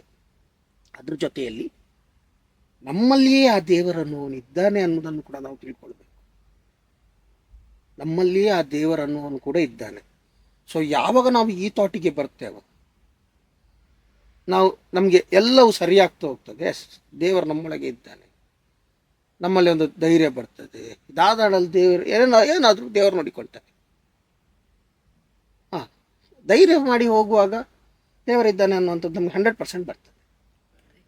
ಸೊ ನಿಮ್ಮ ಲೈಫಲ್ಲಿ ಯಾವುದೋ ಒಂದು ಮೆಮರೀಸ್ ನೀವು ನಮಗೆ ಹೇಳಬೇಕಾದ್ರೆ ಎಲ್ಲಿ ದೇವರ ಸಪೋರ್ಟ್ ನೀವು ಅಥವಾ ಗೈಡೆನ್ಸ್ ನೀವು ಫೀಲ್ ಮಾಡಿದ್ದೀರಿ, ಯಾವುದೋ ಒಂದು ಸಂದರ್ಭ ನಮಗೆ ಹೇಳ್ಬೋದಾ? ತುಂಬ ಇನ್ಸಿಡೆಂಟ್ ಇದೆ ಮೇಡಮ್ ನಮ್ಮ ಲೈಫಲ್ಲಿ. ನಾನು ಬಾಲ್ಯದಿಂದಲೂ ನನ್ನ ದೇವರು ಅಂತ ನಾನು ಯಾಕೆ ಬಿಲೀವ್ ಮಾಡ್ತೇನೆ, ಇಲ್ಲಿವರೆಗೂ ನಾವು ಒಮ್ಮೆ ಕೋಪದಲ್ಲಿ ನನಗೆ ಸಹ ಬರ್ತದೆ ದೇವರು ಇಜ್ಜೇರು ಮಾರ ಅಂತ. ಬಟ್ ನನ್ನ ಲೈಫಲ್ಲಿ ದೇವರ ಪಾತ್ರ ಭಾಳ ಮುಖ್ಯ ಅಂತ ಹೇಳ್ಬೋದು. ಯಾಕಂತ ಹೇಳಿದರೆ ಒಂದು ಟೈಮ್ ಇಟ್ಟು ಮನೆಯಲ್ಲಿ ತುಂಬ ಸಮಸ್ಯೆ. ನಮ್ಮ ತಂದೆ ಅವರಿಗೆ ಬೇರೆ ಬೇರೆ ಹ್ಯಾಬಿಟ್ಗಳಿತ್ತು, ಅಂದರೆ ಡ್ರಿಂಕ್ಸ್ ಮಾಡುವಂಥದ್ದು ಎಲ್ಲ ಇದ್ದ ಸಂದರ್ಭ. ನಾವು ಬಾಲ್ಯ ಇರುವಾಗ ತಾಯಿ ತುಂಬ ಕಷ್ಟಪಟ್ಟಿದ್ದಾರೆ. ಅವರು ಹೇಗೆ ಅಂತೇಳಿದರೆ ಕೂಗುದು ಅವರಿಗೆ ಬೇರೆ ಅಂತ ಶಿ ಅನ್ಎಜುಕೇಟೆಡ್. ಅವರು ಒಂದು ಸಣ್ಣ ಶಾಲೆಗೆ ಹೋಗಿದ್ದು ಓದಲಿಕ್ಕೆ. ಬಟ್ ಅವರಿಗೆ ರಾಮಾಯಣ ಮಹಾಭಾರತ ಕಥೆಗಳೆಲ್ಲ ಭಾಳ ಚಂದ ಮಾಡಿ ಹೇಳ್ತಿದ್ರು, ಯಾಕಂದ್ರೆ ಅವರು ಯಕ್ಷಗಾನದ ಅಭಿಮಾನಿ ಅಂತೇಳಿ. ಒಂದು ದಿವಸ ಹೀಗಿರುವಾಗ ನಮ್ಮ ಹತ್ರದ ಮನೆ ಒಬ್ಬರು ಬ್ರಾಹ್ಮಣರ ಹಿಂಗ್ಸು, ಅವ್ರ ಅಜ್ಜಿ ಅಮ್ಮನ ನಮ್ಮ ಕಷ್ಟ ನೋಡಿ ಅಮ್ಮನ ಹತ್ರ ಒಂದು ಮಾತು ಹೇಳಿದ್ರು, ನೀನು ಎಂತ ಸಹ ಮಾಡೋದು ಬೇಡ, ನೀನು ಇಷ್ಟು ದೇವರನ್ನು ನಂಬ್ತೀಯಲ್ಲ, ನಿನ್ನ ಹಸ್ಬೆಂಡ್ ಬಂದಾಗ ಖಾಲಿ ಒಂದು ಸರ್ವಮಂಗಳೆ ಮಾಂಗಲ್ಯ ಶಿವೆ ಸರ್ವಾರ್ಥ ಸಾಧಿಕೆ ಶರಣ್ಯೆ ತ್ರ್ಯಂಬಕೆ ದೇವಿ ಗೌರಿ ನಾರಾಯಣಿ ನಮಸ್ತೆ, ಇಷ್ಟನ್ನು ಅವನ ಹತ್ರ ಕೂತ್ಕೊಂಡು ಹೇಳು, ನಿನ್ನ ಜೀವನದಲ್ಲಿ ಎಲ್ಲ ಸರಿಯಾಗ್ತಾ ಹೋಗ್ತದೆ. ಆಯಿತು, ಟೈಮ್ ಬಂತು. ನನ್ನಮ್ಮ ಡೈಲಿ ಅದೇ ಹೇಳೋದು. ಅಮ್ಮ ಹೇಳೋದ್ರ ಜೊತೆಗೆ ನನ್ನನ್ನು ಮತ್ತು ನನ್ನ ಅಕ್ಕನನ್ನು ಕೂಡ ಹತ್ರ ಕೂರಿಸ್ಕೊಳ್ಳು, ನೀವು ಸಹ ಇಬ್ಬರು ಸಹ ಹೇಳಿ ನಾವು ಸಹ ಮೂವರು ಸಹ ಅದನ್ನು ಹೇಳೋದು. ಅಪ್ಪನಿಗೆ ಎಂತ ಅವರು ಒಂದು ಲೋಕದ ಪ್ರಜ್ಞಾನ ಇಲ್ಲದಿದ್ದು ನಾವು ಅದನ್ನು ಹೇಳ್ತಾ ಇರ್ತೇವೆ. ಸೊ ಹಾಗೆ ಆಗ್ತಾಯಿತ್ತು. ಒಂದು ದಿವಸ ಹಾಗೆ ಆಗುವಾಗ ನನ್ನ ತಂದೆಯವರು ಅವತ್ತು ವಿಜಯದಶಮಿಯ ದಿನ ನಾವು ಸಣ್ಣ ಇದ್ವಿ. ಅವರಿಗೆ ಒಂಥರ ಈ ಕೈಕಾಲ್ ಒಂದು ಏನೋ ಒಂದು ಬಲ ಇಲ್ಲದಾಗೆ ಸ್ವಲ್ಪ ಇದಾಗ್ತಾಯಿತ್ತು ಫೀಲ್. ಸೊ ಅಮ್ಮ ಅವತ್ತು ಮಧ್ಯಾಹ್ನ ನಮ್ಮದು ಹೊಸಾಕಿ ಊಟ, ಸೊ ಅಲ್ಲಿ ಮಂಗಳದೇವಿ ರಥದಲ್ಲಿ ಆಗುವ ಸಂದರ್ಭ. ಸೊ ಅಲ್ಲಿ ಒಂದು ತಾಯಿ ಹತ್ರ ಅಮ್ಮ ಪ್ರಾರ್ಥನೆ ಮಾಡಿದ್ರು, ನಿಮ್ಮದ ನೆಲದಲ್ಲಿ ಹುಟ್ಟಿದವರು ಸ್ವಲ್ಪ ಏನೋ ಆರೋಗ್ಯದಲ್ಲಿ ಸಮಸ್ಯೆ, ನೀನೇ ಕಾಪಾಡಬೇಕು ಅಂತ ಹೇಳಿ ತಾಯಿ ಹತ್ರ ಅಂತಿರು ಬಿಡ್ತೀರ. ಅಲ್ಲಿ ಅವತ್ತು ಅಮ್ಮ ಎಂತ ಸಹ ನಾವು ಮದ್ದು ಅಂತ ಹಾಕ್ಲಿಲ್ಲ. ನಾವು ಅಪ್ಪ ಶಬರಿಮಲೆಗೆ ಪ್ರತಿ ವರ್ಷ ಹೋಗ್ತಿದ್ರು, ಆಗ ಸಹ ಈಗ ಸಹ ಹೋಗ್ತಾ ಇದ್ದಾರೆ. ಅವರದ್ದು ಅಲ್ಲಿ ಅಯ್ಯಪ್ಪನ ತುಪ್ಪ ಮತ್ತು ಕೈಗೆ ಹಾಕಿ ಕೈ ಕಾಲಿಗೆ ಇದು ಮಾಡಿ ಒಂದು ಹಾಫ್ ಆನ್ ಅವರ್ ಅಂತ ಹೇಳ್ಬೋದು. ಅಪ್ಪ ನಾರ್ಮಲ್ ಆಗಿ ಅಂತ ನನ್ನ ತಂದೆ ಈಗ ದೇವರಾಗಿ ಯಾವುದೇ ಹ್ಯಾಬಿಟ್ಸ್ ಇಲ್ಲ, ಎಲ್ಲ ಬಿಟ್ಟು ಒಳ್ಳೆ ಜೀವನಕ್ಕೆ ಏನೆಲ್ಲ ಮಾಡಲಿಕ್ಕೆ ಸ್ಟಾರ್ಟ್ ಮಾಡಿದ್ರು. ಅದು ಒಂದು ಮಿರಾಕಲ್ ಅಂತ ಹೇಳ್ಬೋದು. ಸೊ ಇಂಥ ತುಂಬ ನನ್ನ ಜೀವನದಲ್ಲಿ ದೇವರದ್ದು ಒಂದು ಪ್ರೆಸೆನ್ಸನ್ನು ನಾನು ನೋಡಿದೆ. ಫೇಲಿಯರ್ಸ್, ಸೊ ನಾವು ನಮ್ಮ ಲೈಫಲ್ಲಿ ಯಾವುದೋ ಒಂದು ಫೇಲಿಯರ್ಸ್ ಅಥವಾ ಯಾವುದೋ ಒಂದು ಡ್ರೀಮ್ ನಾವು ತುಂಬ ಯೋಚಿಸಿದ್ದೇವೆ, ನಮ್ಮ ಲೈಫಲ್ಲಿ ಅದೇ ಆಗಬೇಕು. ಬಟ್ ಸಮ್ಟೈಮ್ಸ್ ಮನುಷ್ಯರು ಫೇಲ್ ಆಗ್ತಾರೆ ಖಂಡಿತವಾಗಿ. ಸೊ ಆವಾಗ ನಾವು ಯಾವ ರೀತಿ ಪೇಷನ್ಸ್ ಇಟ್ಕೊಂಡು ಅದನ್ನೇ ಬ್ಲೆಸ್ಸಿಂಗಲ್ಲಿ ಟರ್ನ್ ಮಾಡಬೇಕು? ಎಸ್ ಮೇಡಮ್, ನೋಡಿ ನಾನು ಅದು ಹೇಳುದು, ನಾವು ಎಕ್ಸ್ಪೆಕ್ಟೇಷನ್ ಇಡುವುದೇ ತಪ್ಪು. ನಾವು ತುಂಬ ಎಕ್ಸ್ಪೆಕ್ಟೇಷನ್ ಇಡ್ತೇವೆ ಲೈಫಲ್ಲಿ. ಎಲ್ಲರೂ ಸಹ ಮಾಡಿ ತಪ್ಪದೆ. ನಾವು ಎಲ್ಲದಕ್ಕೂ ಹೀಗಾಗಬೇಕು ಇದು ಬೇಕು ಅದು ಬೇಕು ಎಕ್ಸ್ಪೆಕ್ಟೇಷನ್ಸ್ ಅಂತೇಳಿ ಇಟ್ಕೊಂಡಿರ್ತೇವೆ. ನಾವು ಯಾವಾಗ ಮೋರ್ ಎಕ್ಸ್ಪೆಕ್ಟೇಷನಲ್ಲಿ ಇಟ್ಟಿರ್ತೇವೆ, ಯಾವಾಗ ಅದು ಆಗೋದಿಲ್ವೋ ನಮಗೆ ತುಂಬ ಪೇಯ್ನ್ ಆಗ್ತದೆ.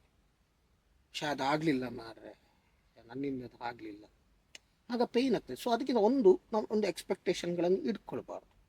ಅದ್ರ ಜೊತೆ ಇದು ಫೇಲ್ಯೂರ್ ಅಂತ ಹೇಳುವಂಥದ್ದನ್ನು ನನ್ನದು ಯಾವತ್ತೂ ನಾವು ಫೇಲ್ಯೂರ್ ಅಂತೇಳಿ ಒಪ್ಪಿಕೊಳ್ಬಾರ್ದು. ತಪ್ಪು ನಾವು ಅಲ್ಲಿ ಮಾಡ್ತೇವೆ. ನಾವು ಫೇಲ್ಯೂರ್ ಅಂತೇಳಿ ಒಪ್ಪಿಕೊಳ್ಳುವುದೇ ತಪ್ಪು. ನಾವೆಲ್ಲರೂ ಏನು ಮಾಡ್ತೇವೆ ಅಂದರೆ ಒಂದೇನೋ ನಮ್ಮಿಂದ ಮಿಸ್ಟೇಕ್ಸ್ ಆಯಿತು. ಬಟ್ ಕೆಲವೊಂದು ಸತಿ ಏನಾಗ್ತದೆ ನನ್ನ ಲೈಫಲ್ಲಿ ಸಿದ್ಧ ಆಗ್ತಾ ಉಂಟು. ನಮ್ಮಿಂದ ಕೆಲವೊಂದು ತಪ್ಪುಗಳು ನಡೀತದೆ, ನಾವು ಫೇಲ್ಯೂರ್ ಆಗ್ತೇವೆ. ಬಟ್ ಸಮಾಜ ನಮ್ಮನ್ನು ಹೇಗೆ ನೋಡ್ತದೆ ಅಂತ ಹೇಳಿದರೆ ಆ ಫೇಲ್ಯೂರನ್ನೇ ಇಟ್ಕೊಳ್ತದೆ. ನಾವು ಏನೇ ಕೆಲಸ ಮಾಡಿದ್ರು ಆ ಫೇಲ್ಯೂರ್ ಬಗ್ಗೆ ಮಾತಾಡಿದಾಗ ನಮಗೆ ಕೂಡ ಅದು ಹೊಡಿತಾ ಇರ್ತದೆ. ನಾನು ಪುನೊಮ್ಮೆ ಹೀಗೆ ಮಾಡಿದರೆ ಹಾಗೆ ಆಗ್ಬೋದಾ, ಪುನೊಮ್ಮೆ ಫೇಲ್ ಆಗ್ಬೋದಾ. ಬಟ್ ನಾವು ಯಾವಾಗ ಫೇಲ್ಯೂರಿಂದ ಲೆಸನ್ ಕಲೀಲಿಕ್ಕೆ ಸ್ಟಾರ್ಟ್ ಮಾಡ್ತೀವಿ, ಎಸ್ ನಾವು ಇದು ಕಲಿಬೇಕು, ಎಸ್ ನನ್ನಿಂದ ಮಿಸ್ಟೇಕ್ ಆಯಿತು, ಮತ್ತೆ ನಾನು ಇದನ್ನು ಸರಿಪಡಿಸಿಕೊಳ್ಬೇಕು, ಎಲ್ಲಿ ತಪ್ಪಾಗಿದೆ, ಯಾವುದನ್ನು ಸರಿ ಮಾಡಿಕೊಳ್ಬೇಕು, ಹೇಗೆ ಸರಿ ಮಾಡಿಕೊಳ್ಬೇಕು, ಅದನ್ನು ಯಾವ ರೀತಿ ಮತ್ತೆ ನಾವು ಟ್ರ್ಯಾಕಿಗೆ ತರಬೇಕು, ಲೈಫ್ ಯಾವ ರೀತಿ ಯೋಚನೆ ಮಾಡಬೇಕು, ಹಾಗೆ ನಾವು ಮಾಡಿದಾಗ ಮತ್ತೆ ನಾವು ಟ್ರ್ಯಾಕಿಗೆ 100% ಬರ್ಬೋದು ಮೇಡಮ್. ಟ್ರ್ಯಾಕಿಗೆ ಲೈಫ್ ಬರ್ತದೆ. ಯಾಕಂದರೆ ನಾನು ಅದೇ ಹೇಳಿ ಅಪ್ಸ್ ಆ್ಯಂಡ್ ಡೌನ್ಸ್. ಸಾಗರದಲ್ಲಿ ಕೂಡ ಹಾಗೆ, ನೀರೊಮ್ಮೆ ಮೇಲೆ ಬಂದರೆ ಮತ್ತೆ ಕೆಳಗೆ ಬರಲೇಬೇಕು, ಕೆಳಗೆ ಬಂದ ಮೇಲೆ ಪುನಃ ಮೇಲೆ ಬರಬೇಕು. ಉದಯಿಸಿದ ಸೂರ್ಯ ಮುಳುಗಲೇಬೇಕು, ಮುಳುಗಿದ ಮೇಲೆ ಪುನಃ ಹುಟ್ಟಲೇಬೇಕು. ಸೂರ್ಯ ಮುಳುಗಿದ ಅಂತೇಳಿ ನಾವು ಅಳ್ತಾ ಕೂತ್ಕೊಂಡ್ರೆ ಆಗ್ತದೆ. ಸೊ ನಿಮ್ಮ ಲೈಫಲ್ಲಿ ನಾವು 3 P's ನೋಡಿದರೆ ನೀವು ಹೇಗೆ ಪರ್ಪಸ್, ನಿಮ್ಮ ಪೀಸ್ ಆಫ್ ಮೈಂಡ್ ಆ್ಯಂಡ್ ನಿಮ್ಮ ಅಚೀವ್ಮೆಂಟ್ಸ್, ನೀವು ಯಾವ ರೀತಿಯಲ್ಲಿ ಯಾವುದೋ ಗೋಲ್ ಇಟ್ಟು ಯಾವ ರೀತಿಯಲ್ಲಿ ನೀವು ಅಪ್ಸ್ ಆ್ಯಂಡ್ ಡೌನ್ಸನ್ನು ನೋಡಬೇಕಾದ್ರೆ ಯಾವುದನ್ನು ಚೂಸ್ ಮಾಡ್ತೀರಾ ಅಥವಾ ಯಾವುದನ್ನು ಮೇಂಟೈನ್ ಮಾಡ್ತೀರಿ? ಚೂಸ್ ಮತ್ತು ಮೇಂಟೈನ್ ಮಾಡೋದು ಭಾರಿ ಕಷ್ಟ ಮೇಡಮ್. ಇದು ಯಾಕಂತ ಹೇಳಿದರೆ ಅಪ್ಸ್ ಆ್ಯಂಡ್ ಡೌನ್ಸ್ ಅಂತ ಹೇಳುವಾಗ ನಾವು ಯಾವುದೊಂದು ಈಗ ಮನುಷ್ಯನಿಗೆ ಎಲ್ಲವನ್ನು ನಾವು ಒಂದು ಓವರಾಲ್ ಆಗಿ ನೋಡಿದಾಗ ನಾವು ಚೂಸ್ ಮಾಡಬೇಕು ಅಂತೇಳಿ ನಾವು ನೆಮ್ಮದಿಯನ್ನು ಮಾತ್ರ ಕೇಳ್ತೇವೆ, ಪೀಸ್ಫುಲ್ ಲೈಫ್ ಬೇಕು ಅಷ್ಟೇ. ಯಾವಾಗ ನಮಗೆ ಪೀಸ್ಫುಲ್ ಲೈಫು ಎಲ್ಲ ಇದ್ದಾಗ ಮಾತ್ರ ನಮ್ಮ ಲೈಫ್ ಪೀಸ್ಫುಲ್ ಆಗ್ತದೆ, ಒಂದು ಪೀಸ್ಫುಲ್ ಲೈಫ್. ಮತ್ತು ಇನ್ನೊಂದಂದರೆ ನಾನು ಲೈಫನ್ನು ಯಾವತ್ತು ನಾವು learning, it's every day is a learning. ಪ್ರತಿದಿನವೂ ನಾವು ಕಲಿಯುವುದು ಇದ್ದೇ ಇದೆ. ಸಣ್ಣ ಮಗುವಿಂದ ಹಿಡಿದು ಜಗತ್ತಿನ ಒಂದು ಇರುವೆಯಿಂದಲೂ ಕಲಿಯೋದಿದೆ, ಆನೆಯಿಂದಲೂ ಕಲಿಯೋದಿದೆ. ನಾವು ಪ್ರತಿಯೊಂದು ದಿನವೂ ನಾವು ಕಲಿಯುವುದಿದೆ. ಬಟ್ ನಾವೇನು ಮಾಡ್ತೇವೆ, ನಾವೆಲ್ಲ ಕಲ್ತಿದ್ದೇವೆ, ನನಗೆಲ್ಲ ಗೊತ್ತುಂಟು. ಕೆಲವರ ತಲೆಯಲ್ಲಿ ಈಗ ಹಾಗೆ ಇರ್ತದೆ, ಏನೋ ಒಂದು ಮಾಡಿದ್ರು ನಾನು ಸರ್ವಜ್ಞ. ಯಾರು ಇಲ್ಲಿ ಸರ್ವಜ್ಞರಿಲ್ಲ ಜಗತ್ತಲ್ಲಿ. ಪ್ರತಿಯೊಬ್ಬನು ಸ್ಟೂಡೆಂಟೇ, ಪ್ರತಿಯೊಬ್ಬನು ಒಂದೊಂದು ಕ್ಯಾರೆಕ್ಟ್ರನ್ನು ಪ್ಲೇ ಮಾಡಲಿಕ್ಕೆ ಬಂದಿರುವ artist. We are all artist, ಒಬ್ಬೊಬ್ಬ ಕಲಾವಿದರು. ನಾವಿಲ್ಲಿ ಮಾಡ್ತಿರೋದು, ಪ್ರತಿಯೊಬ್ಬರು ಮಾಡ್ತಿರೋದು ನಟನೆ.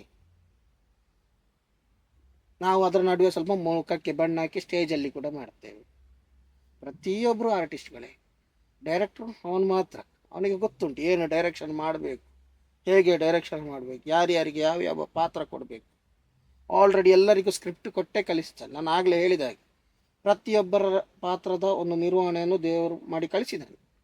ನಾವಿಲ್ಲಿ ಅದನ್ನು ಅಚ್ಚುಕಟ್ಟಾಗಿ ನಿರ್ವಹಣೆ ಮಾಡಿ ಹೋಗುವುದೇನಿದೆ ಅದು ನಮ್ಮ ಲೈಫ್. ಕೃಷ್ಣ ಅದನ್ನು ಹೇಳಿದ್ದಾನೆ, ಎಲ್ಲವೂ ಅವನಿಂದಲೇ ಪ್ರಾರಂಭ ಆಗೋದು, ಕಡೆಗೆ ಅವನಲ್ಲಿಯೇ ಸೇರುವುದು. ಜೀವನ ಅಷ್ಟೇ. ಕರೆಕ್ಟ್. ಸೊ ಇದು ನಾವು ಫನ್ ಫಿಲ್ಡ್ ಸೆಷನ್ ಅನ್ನು ಸ್ಟಾರ್ಟ್ ಮಾಡುವ. ಇಷ್ಟು ತನಕ ನಾವು ಲೈಫ್ದು ups and downs and positivity ಬಗ್ಗೆ ಮಾತಾಡಿದ್ದೀರಾ. ನಾವು ಈಗ ರ್ಯಾಪಿಡ್ ಫೈರ್ ರೌಂಡ್ ಮಾಡುವ. ಸೊ ಇದರಲ್ಲಿ ಸ್ವಲ್ಪ ನಿಮ್ಮ ಪರ್ಸ್ನಲ್ ಆ್ಯಂಡ್ ನಿಮ್ಮ ಚಾಯ್ಸಸ್ ಪ್ರಿಫರೆನ್ಸ್ ಗೊತ್ತಾಗಲಿ. ಯೋರ್ ಫೇವ್ರೆಟ್ ಕ್ಯಾರೆಕ್ಟರ್ ಯಕ್ಷಗಾನದಲ್ಲಿ ಪರ್ಫಾರ್ಮ್ ಮಾಡಲಿಕ್ಕೆ? ಯಕ್ಷಗಾನ ಆಗಲೇ ಹೇಳಿದೆ, ಕಂಸ ಅಂತ. ರೈಟ್. ಯಾವುದೋ ಒಂದು ಯಕ್ಷಗಾನದ ಡೈಲಾಗ್ ನಿಮ್ಮ ಲೈಫಲ್ಲಿ ಯಾವಾಗ ನೀವು ಮರ್ತ್ಕೊಳ್ಳೋದಿಲ್ಲ?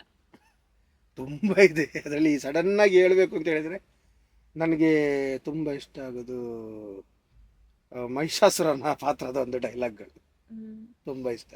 ರೈಟ್. ಓಕೆ. ಸೊ ನಿಮ್ಮ ಲೈಫಲ್ಲಿ ಫಸ್ಟ್ ಸಾಂಗ್ ನೀವು ಯಾವ್ದು ಬರ್ದಿದ್ದೀರಿ, ಅದರದ್ದು ಫಸ್ಟ್ ಲೈನ್ ಅಥವಾ ನೆನಪಿದ್ದ ಲೈನ್ ಯಾವುದಿದೆ? ಸರ್ವಧರ್ಮ ಸಮಾನತೆಯ ಸಾರಿದ ದೇಶ, ಬಲು ಹಿರಿಮೆಯ ದೇಶ ನನ್ನ ಭಾರತ ದೇಶ, ನನ್ನ ಭಾರತ ದೇಶ. ನನ್ನ ಮ್ಯಾಗ್ಝಿನಿಗೆ ಬರೆದ ಫಸ್ಟ್ ಪದ್ಯ ಅದೇ. ಓಕೆ. ಸೊ ನಿಮ್ಮ ಫೇವ್ರೆಟ್ ಸಾಂಗಲ್ಲಿ ಯಾವುದೋ ಸಾಂಗ್ ನಿಮ್ಮ ಲೈಫಿಗೆ ಇವಾಗ ಕೂಡ ಗೂಸ್ ಬಂಪ್ಸ್ ಕೊಡ್ತದೆ? ಚೌಕಿ ಚಿತ್ರಕ್ಕೆ ಒಂದು ಬರೆದಿದ್ದೆ, ರಂಗಿನ ಮನೆಯು ಕರೆಯುತ್ತಿದೆ ಅಂತ. ಅದರಲ್ಲಿ ಒಂದು ಚರಣದಲ್ಲಿ ಒಂದು ಲೈನ್ ಬರ್ತದೆ ಮೇಡಮ್, ಮೌನದ ಮಾತು ಮನದೊಳು ಕೂತು ಹೃದಯದ ಬಡಿತದ ನಾದಕ್ಕೆ ಸೋತು ಅಂತ ಹೇಳಿದ್ರೆ ತುಂಬ ಇಷ್ಟ ಆಗಿದೆ. ರೈಟ್. ನಿಮ್ಮ ಲೈಫಲ್ಲಿ ಹೋಪ್ ಹೇಗೆ ಡಿಫೈನ್ ಮಾಡ್ತೀರಾ? ಹೋಪ್ ಅಷ್ಟೇ. ರೈಟ್. ಒಂದು ಹ್ಯಾಬಿಟ್ ನಿಮ್ಮ ಲೈಫನ್ನು ಪೀಸ್ಫುಲ್ ಮಾಡಲಿಕ್ಕೆ? ರೈಟಿಂಗ್. ಬುಕ್ ಆರ್ ಕೋಟ್ ನಿಮ್ಮ ಲೈಫಲ್ಲಿ ಯಾವುದೋ ಒಂದು ಚೇಂಜ್ ಆಗಿದೆ ಅಥವಾ ಯಾವುದೋ ಒಂದು ತುಂಬ ನೆನಪಿದ್ದ ಬುಕ್ ಆರ್ ಕೋಟ್? ಬುಕ್ ಅಂತ ಹೇಳಿದ್ರೆ ಕೋಟ್ ಮೇಡಮ್. ನನ್ನ KB ಭಾರದ್ವಾಜ್ ಸರ್ ಹೇಳಿದಂಥ ಒಂದು ಮಾತು, ಜಗತ್ತಲ್ಲಿ ಡೈಲಿ ಎಲ್ಲ ಸಾಯ್ತದೆ, ಇರುವೆಗಳು ಸಾಯ್ತದೆ, ಸಾವಿರಾರು ಇರುವೆಗಳು ಸಾಯ್ತದೆ ಜೀವನದಲ್ಲಿ ಡೈಲಿ, ನಮ್ಮ ಕಾಲಡಿಗೆ ಬಿದ್ದು ಸಾಯ್ತದೆ. ಹಾಗೆ ಒಂದು ಆನೆ ಕೂಡ ಸಾಯ್ತದೆ. ಇರುವೆ ಸತ್ತದ್ದು ಎಲ್ಲೂ ಸುದ್ದಿ ಆಗುವುದಿಲ್ಲ, ಒಂದು ಆನೆ ಸತ್ತರೆ ಸುದ್ದಿ ಆಗ್ತದೆ. ನಮ್ಮ ಸಾವು ಆನೆಯ ಸಾವಿನಾಗಿ ಇರಬೇಕು, ಇರುವೆ ಸಾವಿನಾಗಿ ಆಗಬಾರ್ದು ಅಂತ ನಮ್ಮ KB ಭಾರತದ್ ಸರ್ ಹೇಳಿದರು. ಸೊ ಅದು ಯಾವತ್ತು ನನ್ನ ಕಿವಿಯಲ್ಲಿ ಇರ್ತದೆ. ಕರೆಕ್ಟ್. ನಿಮ್ಮ ಲೈಫ್ ಇದು ಮಂತ್ರ 3 words ಅಲ್ಲಿ ಹೇಳಬೇಕಾದ್ರೆ? ಲೈಫಿಗೆ ಮಂತ್ರ ಅಂತ ಹೇಳಿ ನಾನು ತಗೊಳ್ಳಿಲ್ಲ ಮೇಡಮ್. ಬಟ್ ಏನಂತ ಹೇಳಿದ್ರೆ ನಾನು ಒಂದು ಮಾತು ಮಾತ್ರ ಹೇಳ್ತೇನೆ. ವ್ಯಕ್ತಿಗಳಿಗೋಸ್ಕರ ನಿಮ್ಮ ವ್ಯಕ್ತಿತ್ವವನ್ನು ಬದಲಾಯಿಸಬೇಡಿ. ನಿಮ್ಮ ವ್ಯಕ್ತಿತ್ವವನ್ನು ಮೆಚ್ಚಿಕೊಂಡವರು ಸದಾ ನಿಮ್ಮೊಟ್ಟಿಗೆ ಇರ್ತಾರೆ. ನಿಮ್ಮ ವ್ಯಕ್ತಿತ್ವ ಯಾರಿಗೆ ಇಷ್ಟ ಆಗ್ತದೆ ಅವ್ರು ನಿಮ್ಮೊಟ್ಟಿಗೆ ಇರ್ತಾರೆ. ನಾವು ಯಾರಿಗೋಸ್ಕರ ನಾವು ಬದಲಾಗೋದು ಅದು ಅಗತ್ಯ ಇಲ್ಲ ಅಂತೇಳಿ. ಕರೆಕ್ಟ್. ಒನ್ ಟ್ಯಾಲೆಂಟ್ ನಿಮ್ಮ ಬಗ್ಗೆ ಜನರಿಗೆ ಗೊತ್ತಿಲ್ಲ. ಕ್ಲೋಸಲ್ಲಿರೋರಿಗೆ ಹೆಚ್ಚಿನವರಿಗೆ ಗೊತ್ತುಂಟು. ಹೇಳಬೇಕು ಅಂತ ಹೇಳಿದ್ರೆ ನಾನು ಆರ್ಟಿಸ್ಟ್, ಡ್ರಾಯಿಂಗ್ ಮಾಡ್ತೇನೆ. ರೈಟ್. ಓಕೆ. ಒನ್ ವರ್ಡ್ ನಿಮಗೆ ಡಿಫೈನ್ ಮಾಡಬೇಕಾದ್ರೆ? Who is Vijesh in one word? Vijesh is Vijesh. Right. ಯಾಕಂತ ಹೇಳಿದ್ರೆ ನನಗೆ ಬೇರೆ ಪಾತ್ರಗಳಾಗ್ಲಿಕ್ಕೆ ಇಷ್ಟ ಇಲ್ಲ, ನಾನು ವಿಜೇಶ್ ಅಷ್ಟೇ. ಕರೆಕ್ಟ್. ಕಾನ್ಫಿಡೆನ್ಸ್ ಯಾ ಕನ್ಸಿಸ್ಟೆನ್ಸಿ, ನೀವು ಯಾವುದನ್ನು ಚೂಸ್ ಮಾಡ್ತೀರಾ? Confident or consistency? Yes. Confident ಇರಬೇಕು, ಕನ್ಸಿಸ್ಟೆನ್ಸಿಯಲ್ಲಿ ಕಾನ್ಫಿಡೆನ್ಸ್ ಇರಬೇಕು ಅಷ್ಟೇ. ಕರೆಕ್ಟ್. ಯಾವುದು ನಿಮ್ಮ favourite guilty snack? Favourite snack ಯಾವುದು? ನೀವು 24/7 ತಿನ್ಬಹುದು. ಚಿಕ್ಕಿ. ಓಕೆ. ನೀವು ಬೀಚ್ ಪರ್ಸನ್ ಮೌಂಟೇನ್ ಪರ್ಸನ್? ಇದು ತುಂಬ ಟ್ರಿಕ್ಕಿ ಉಂಟು. ಯಾಕಂತ ಹೇಳಿದ್ರೆ ನಾನು ಬರೀಲಿಕ್ಕೆ ಜಾಸ್ತಿ ನಾನು ಪ್ರಿಫರ್ ಮಾಡೋದು. ನಾನು ಮಂಗಳೂರವನಾಗಿರೋದ್ರಿಂದ ನಾನು ಬೀಚ್ ಅಂತವೇ ಹೇಳ್ತೇನೆ. ಕರೆಕ್ಟ್. ನಾನು ಬೀಚ್ ಅಂತವೇ ಹೇಳ್ಬೇಕು. ಬಟ್ ನಮಗೆ ಎರಡು ಕೂಡ ಪೀಸ್ ಆಫ್ ಮೈಂಡ್, ತುಂಬ ಮನಸ್ಸಿಗೆ ನೆಮ್ಮದಿ ಕೊಡುವಂಥ ಜಾಗಗಳು. ರೈಟ್.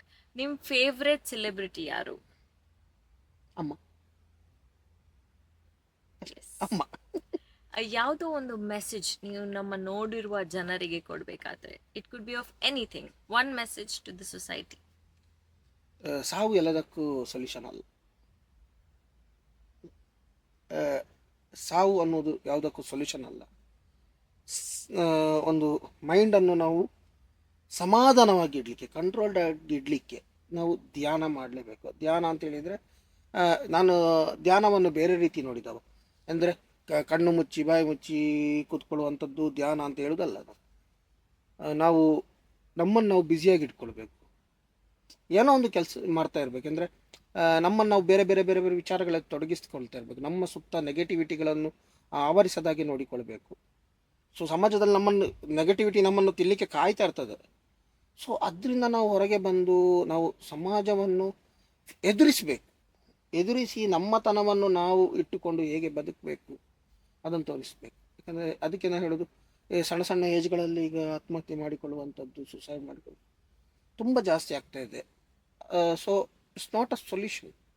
ನಾವು ಸತ್ತ ತಕ್ಷಣ ಎಲ್ಲವೂ ಪರಿಹಾರ ಆಗ್ತದೆ ಅಂತ ಹೇಳಿದರೆ ಎಲ್ಲರೂ ಸಾಯ್ಬೋದು, ಸುಲಭ. But it's not a solution. ಬದುಕಬೇಕು, ಈಸಬೇಕು, ಇದ್ದು ಜಯಿಸಬೇಕು. Correct. Thank you so much for your time sir. I hope ಇವತ್ತಿದು ಪಾಡ್ಕಾಸ್ಟ್ ನಿಮಗೆ ಕೂಡ ನೋಡಿಕೊಂಡು ದೇವರ ಮೇಲೆ ನಂಬಿಕೆ ಜಾಸ್ತಿ ಆಗಿದೆ. ಇದೇ ನಮ್ಮ ಫೇವ್ರೆಟ್ ಗೆಸ್ಟ್ ನಿಮ್ಗೆ ಹೇಳಿಕೊಟ್ಟಿದ್ದಾರೆ. ಸೊ ನೆಕ್ಸ್ಟ್ ಟೈಮ್ ತನಕ ನಿಮ್ಮ ಫೇತ್ ಆ್ಯಂಡ್ ಹೋಪ್ ದೇವರ ಮೇಲೆ ಇರಲಿ ಆ್ಯಂಡ್ ಅವರ ಟೈಮಿಂಗ್ಸನ್ನು ಟ್ರಸ್ಟ್ ಮಾಡ್ಕೊಳ್ಳಿ. ಸೊ ನಮ್ಮ ಶೋವನ್ನು ಸಬ್ಸ್ಕ್ರೈಬ್ ಮಾಡ್ಕೊಳ್ಳಿ ಇನ್ನೂ ಇಷ್ಟು ಇಂಟ್ರೆಸ್ಟಿಂಗ್ ಪಾಡ್ಕಾಸ್ಟನ್ನು ನೋಡಲಿಕ್ಕೆ. Till next time, bye and ನಮಸ್ತೆ.